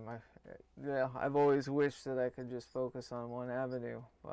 So jack of all trades, master of none, you know, is my life. But No, it feels like it's all coming together. And I joked with Mary before. It was like, I survived this long, and it takes this long for everything to finally kind of catch up with each other and convene. Whereas if I had just one focus and, focus my heart out, I would have hit here 10, 15 years ago.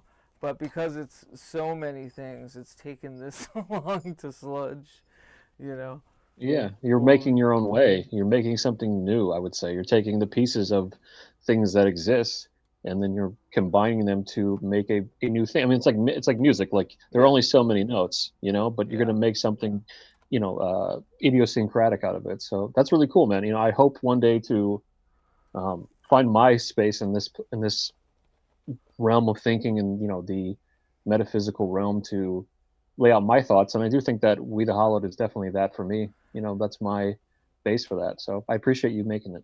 Of course, man. Yeah, and like I said, you're welcome to it all, to any of it, as long as I got it. Yeah, Of course, you have to do some rights for me. No, I'm just kidding.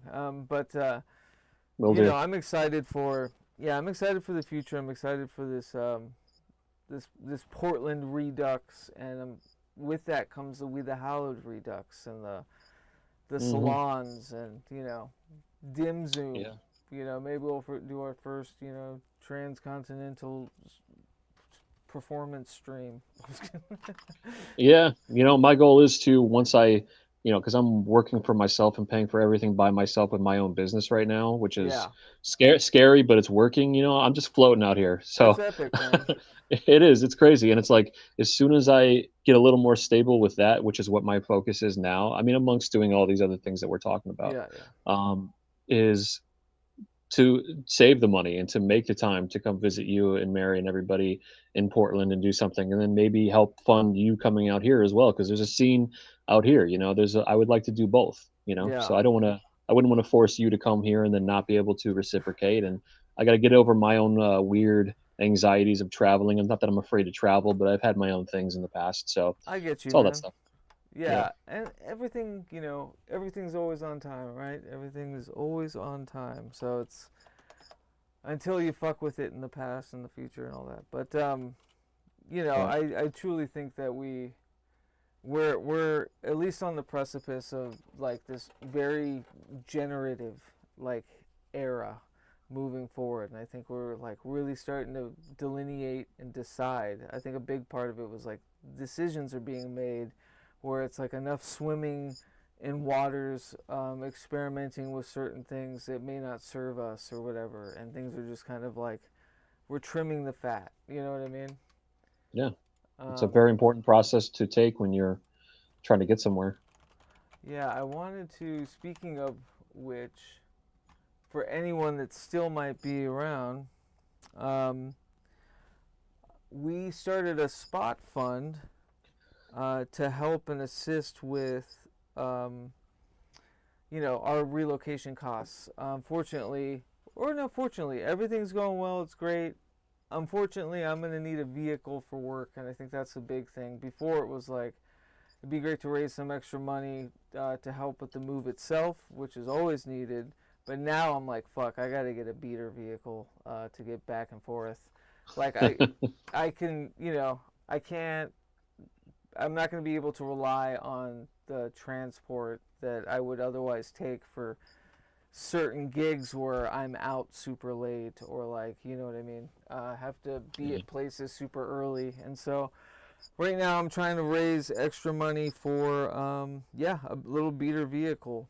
So we started a spot fund, and I'm putting it in the chat right now. I believe this is what it is.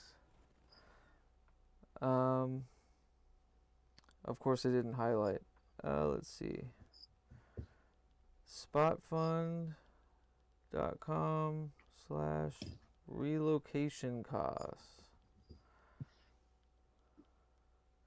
I think that works.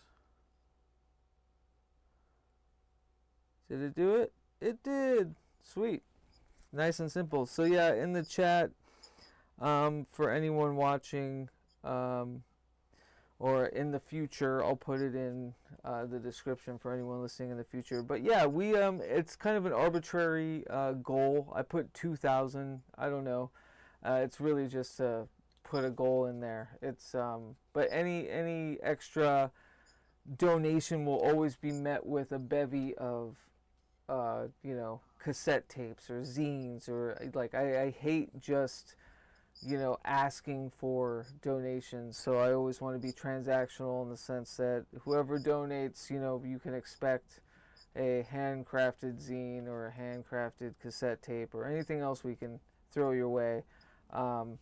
Because yeah, it's all very exciting, but holy shit, is this a financial nightmare right now, relocating and, you know, changing my frequency with work because of the relocation, and then needing to be able to somehow, you know, get a little freaking lemon to drive back and forth, which, you know, would be great. Yeah.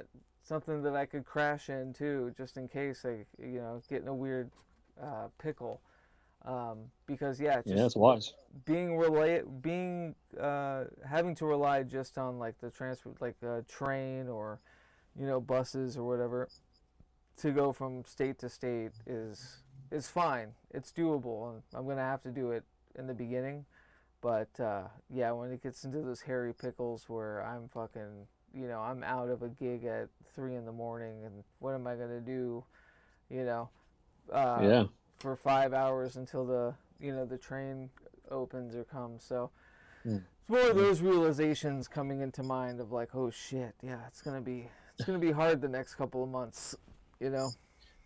Yeah, man. Well, I hope you get some help from people, and I hope that, you know, Yeah. what I have given you has helped, and I hope that, you know, Dude, you got support. and You thank know, I you appreciate so it. much. Yeah. No. I didn't mean to bring it up like that. No, I I'm hope glad you that it did. I helps. was You know? going to anyways, but yeah, thank you. You were the first one to, you know, at the drop of a hat, just bringing it up, shot us some extra funds. So thank you so much, man. I appreciate Of course, it. dude. Of course, man. If I have it, you know, I'm always going to help out those who are good people. So, you know, you got it. But I hope it all works out for the best. I'm sure it will. I think It it'll will. take, you know, it's going to test you a little bit, Yeah. but that's what it's about, you know. And hopefully your work schedule, I don't know if it's ticking up or ticking down, but I hope that it's, you know, Well, works. the issue is, right now it's ticking fine. This week was a Okay. weird Okay. week.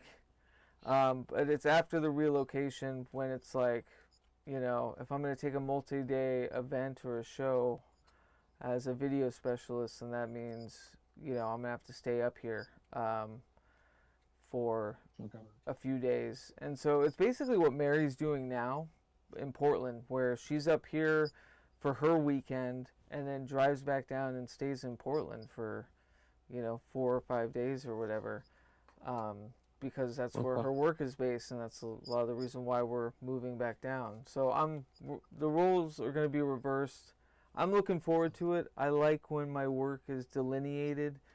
Again, it's single purpose, right? Single purpose use. Like, I'm going to be up here to work, and I'll have my own, you know, I'll have my writing utensils, and some Right. other stuff, but I won't be distracted, and I'll have things like routinized and be able to find that kind of bit of home wherever. But yeah, it's just going to be a bit hairy in the next couple of months. And it's so funny, of course, that's when I'm releasing, you know, multiple EPs. The ALGOL 2 is slated to come out next month no matter what. And I'm really, that one's my favorite one.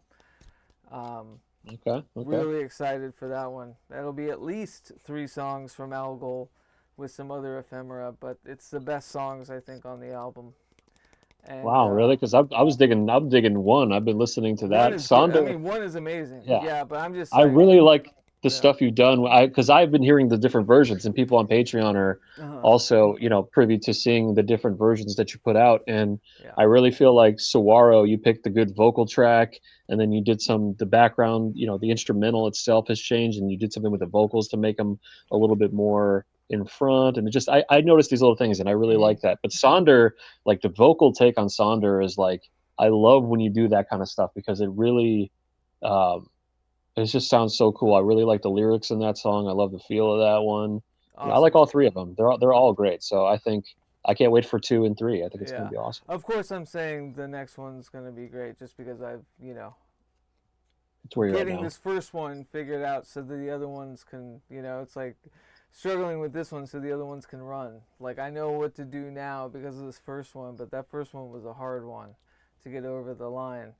But I still I'm very proud of it. I like it. I'm just excited for what the next one brings because it's a whole new group of songs I get to be obsessed with for a short time while I'm getting them out, because these first 3, are just I just know like the back of my hand now. But I'm glad you picked up on all that because that was patrons are privy to the whole process. Like you hear radically different mixes, and then you hear them kind of come together, and that's what it was like finding different takes or capturing different performances and somehow trying to marriage them in a way. So yeah, and I won't say that the next one's my favorite. I think I'm just more excited for this next one because it is kind of it's the newest songs too, and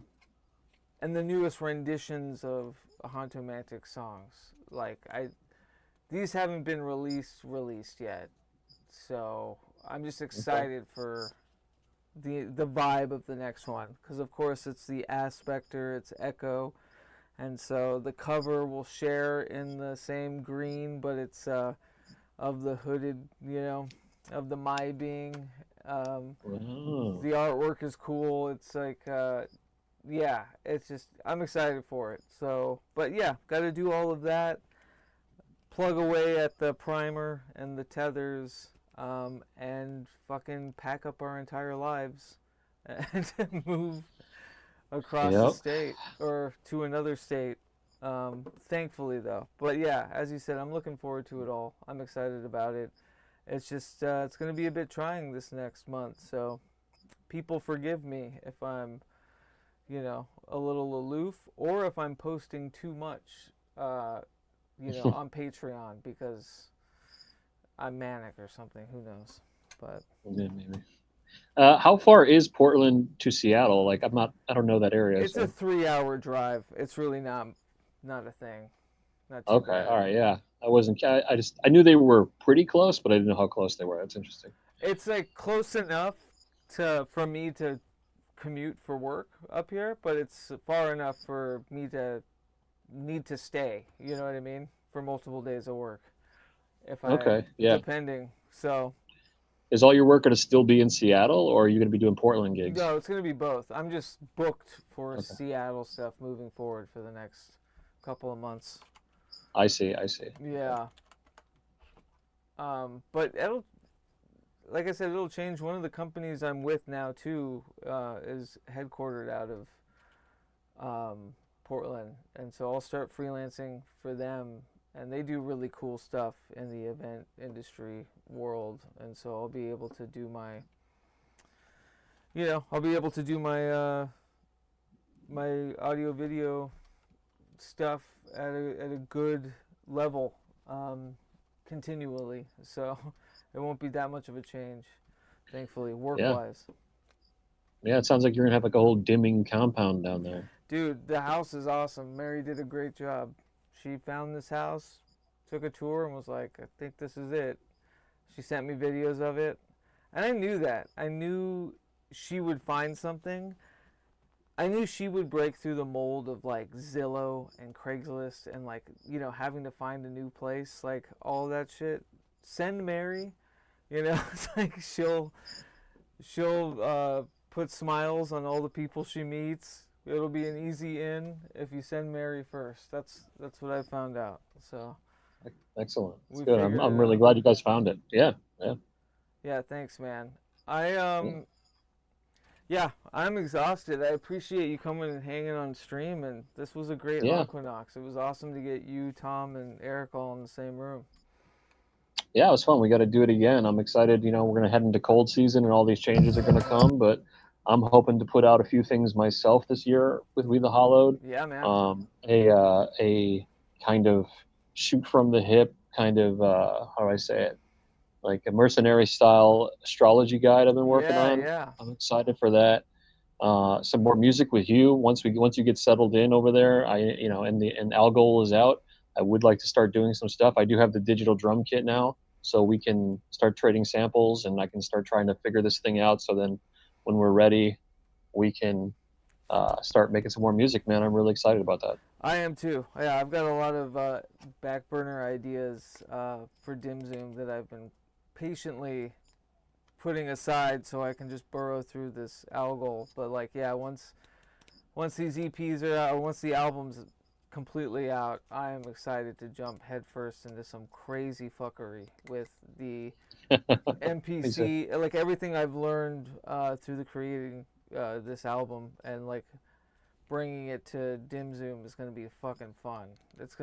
We're gonna make some cool shit. Well, hell yeah. Well, with that, I'm gonna let you go because I'm gonna go eat some food and do some things. So Cool. Thanks, haunt brother. on, everybody. Yep, I'll see you. Haunt on. See you soon. And yeah, Bye-bye. thank you everyone for hanging. I know this wasn't the marathon like years past, but it was a fucking miracle. I'm awake enough to do it. It's been a crazy week. It's been a crazy few months with the move coming, albums coming out, books being finished. And so it was important to me that no matter how I felt today, that we got together and we celebrated all the hard work folks like Leo and Tom and Eric and people that couldn't be here have done this year, and especially in all the somatic works and creating all these fucking handcrafted talismans and wonderful things that we've been making. I know my camera's a little funky now. Let's do that. But I'm going to end it with just sharing another track from the album. I'll share Sonder.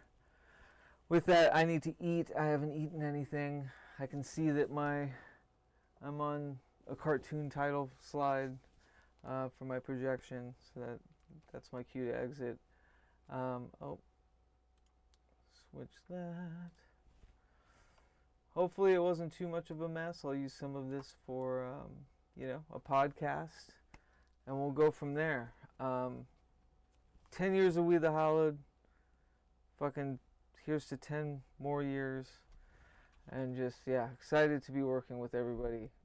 Currently am excited about the work being done, excited about what I have to offer the world, because I don't think I was before enough to share it as much as I want to now, and that feels good. It feels good to feel proud of something enough to put it in front of people, and whether or not you look like an ass is that remains to be seen, but I always look like an ass, and I understand that. So big love to everybody, and of course, haunt on. Come on. That was such a good ending. All right, now haunt on. Bye.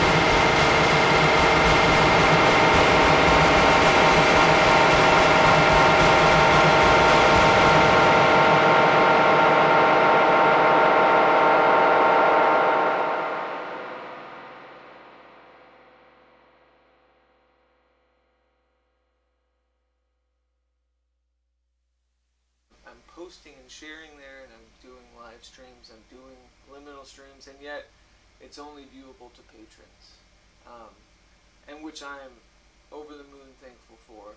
Thank you all, especially. You guys have been such a boon during this chaotic rough and tumbles nonetheless. So thank you, and I'm actually going to edit and tweak it and marry that with upcoming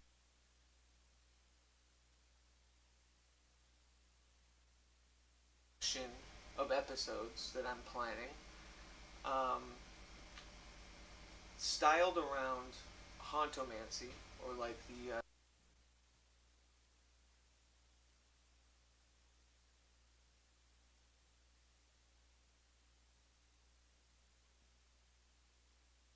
because yes, although this might be a rare public sighting of me, it is a precursor to a collection of episodes that I'm planning, styled around Hauntomancy, or like the practice and the specters of self. And one episode, because there's a looming and lurking huge end of a chapter, beginning of a new era in my life right now, especially in the next 3 months. So my plan is to showcase on there's a looming and lurking huge end of a chapter, beginning of a new era in my life right now, especially in the next 3 months.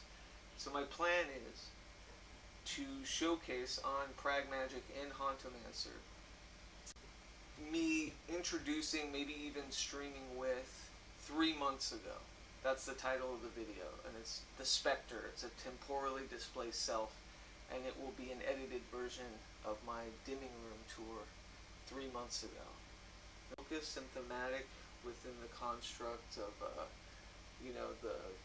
the transformative transition through the currents of Pragmagick and Hauntomancer, which, if you haven't yet, subscribe to Hauntomancer.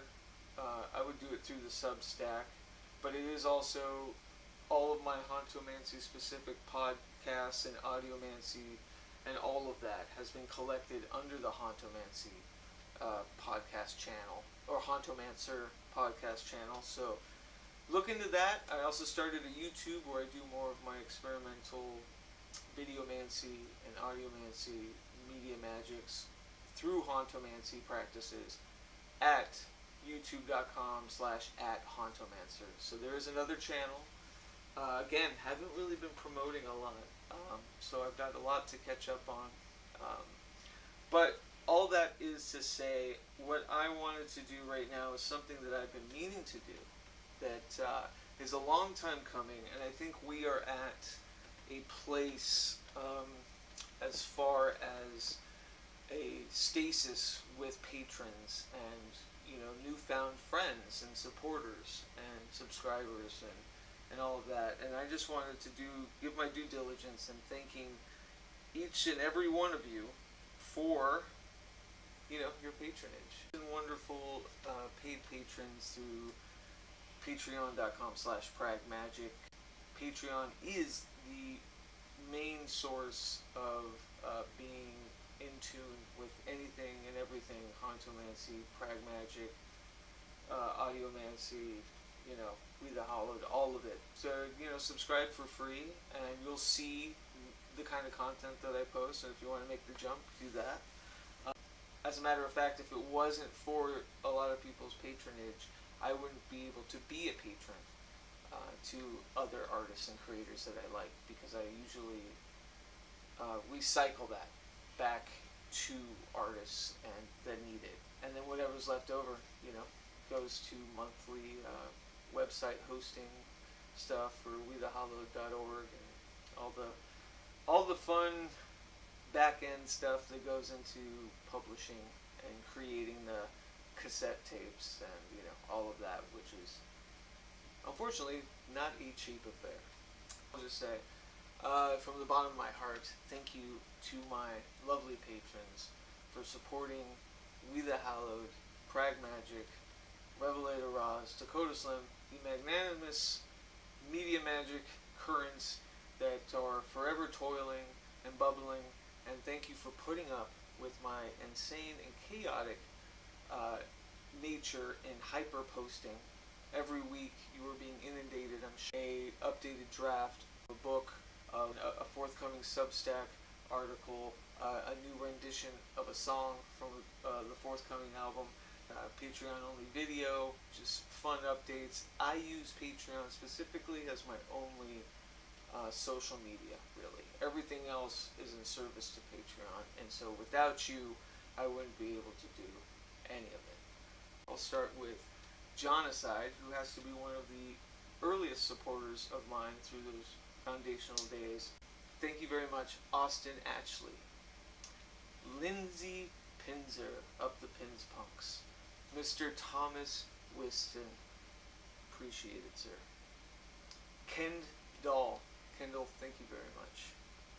Madam Psychotic, boy, I know who you are, and you know I got you. The bright star of Cain, the Rhythmancer himself, thank you. Miss Elena, or Sorcerer's Homie, thank you very much. I actually have her wonderful created tarot of gradation, color spectrum induced multi-current tarot deck, and it's incredible. I used this in a working couple months ago. Mr. Chetzar, it's an honor, sir. What an incredible artist. Thank you very much. Alex Ledbetter, thanks, man.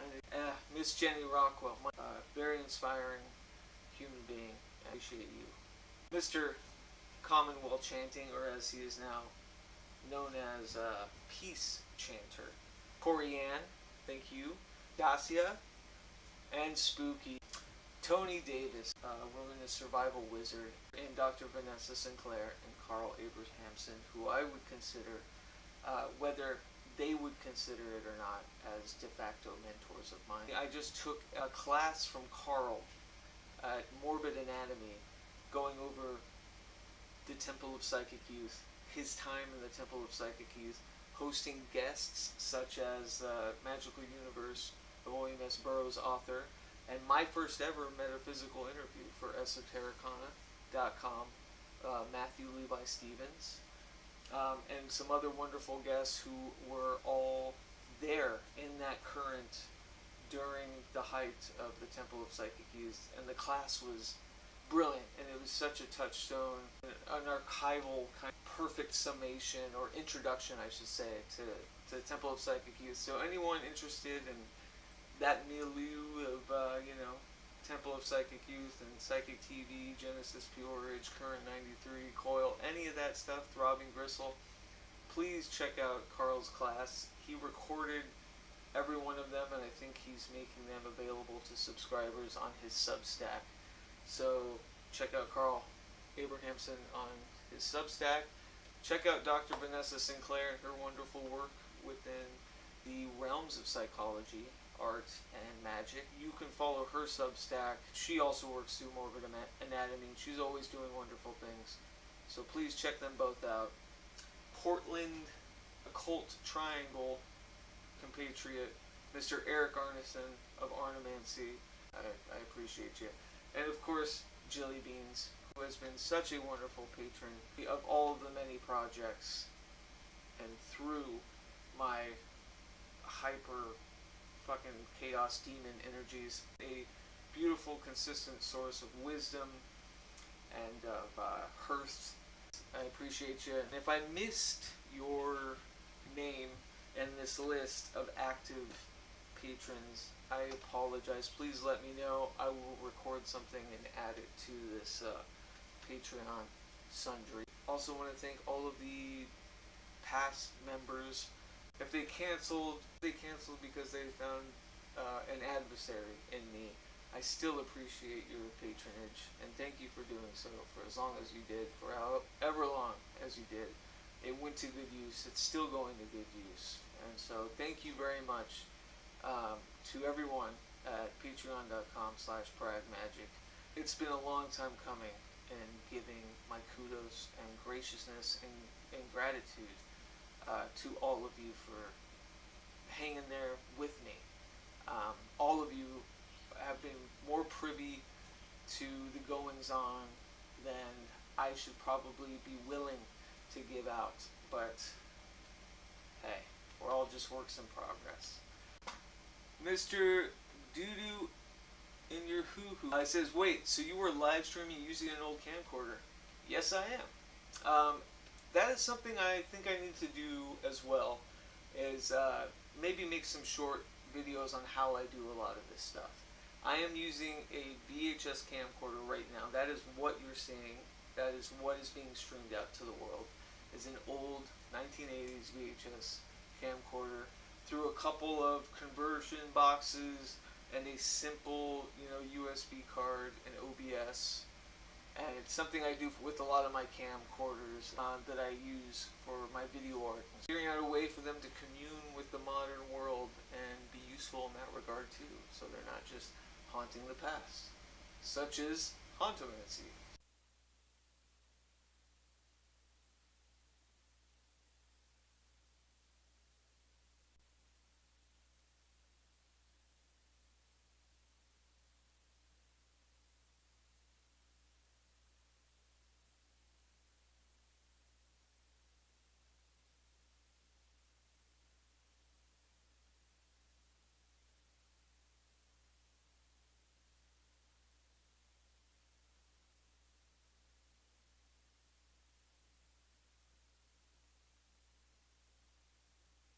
Patreon has been just a beautiful boon and a consistent current, and I feel up to date because I'm posting, I'm releasing things, I'm giving the debut album, I'm giving iterations of each song and how that's progressing. I'm giving full footage and streams. I went live last Sunday and talked through these big magnanimous changes that are happening. So I feel this weird charade in a sense where I'm treating Patreon as I would the podcast, or as I would Pragmagick, or Read the Hallowed, or Dakota Slim, or any creative medium, and I'm posting and sharing there, and I'm doing live streams, I'm doing liminal streams, and yet it's only viewable to patrons.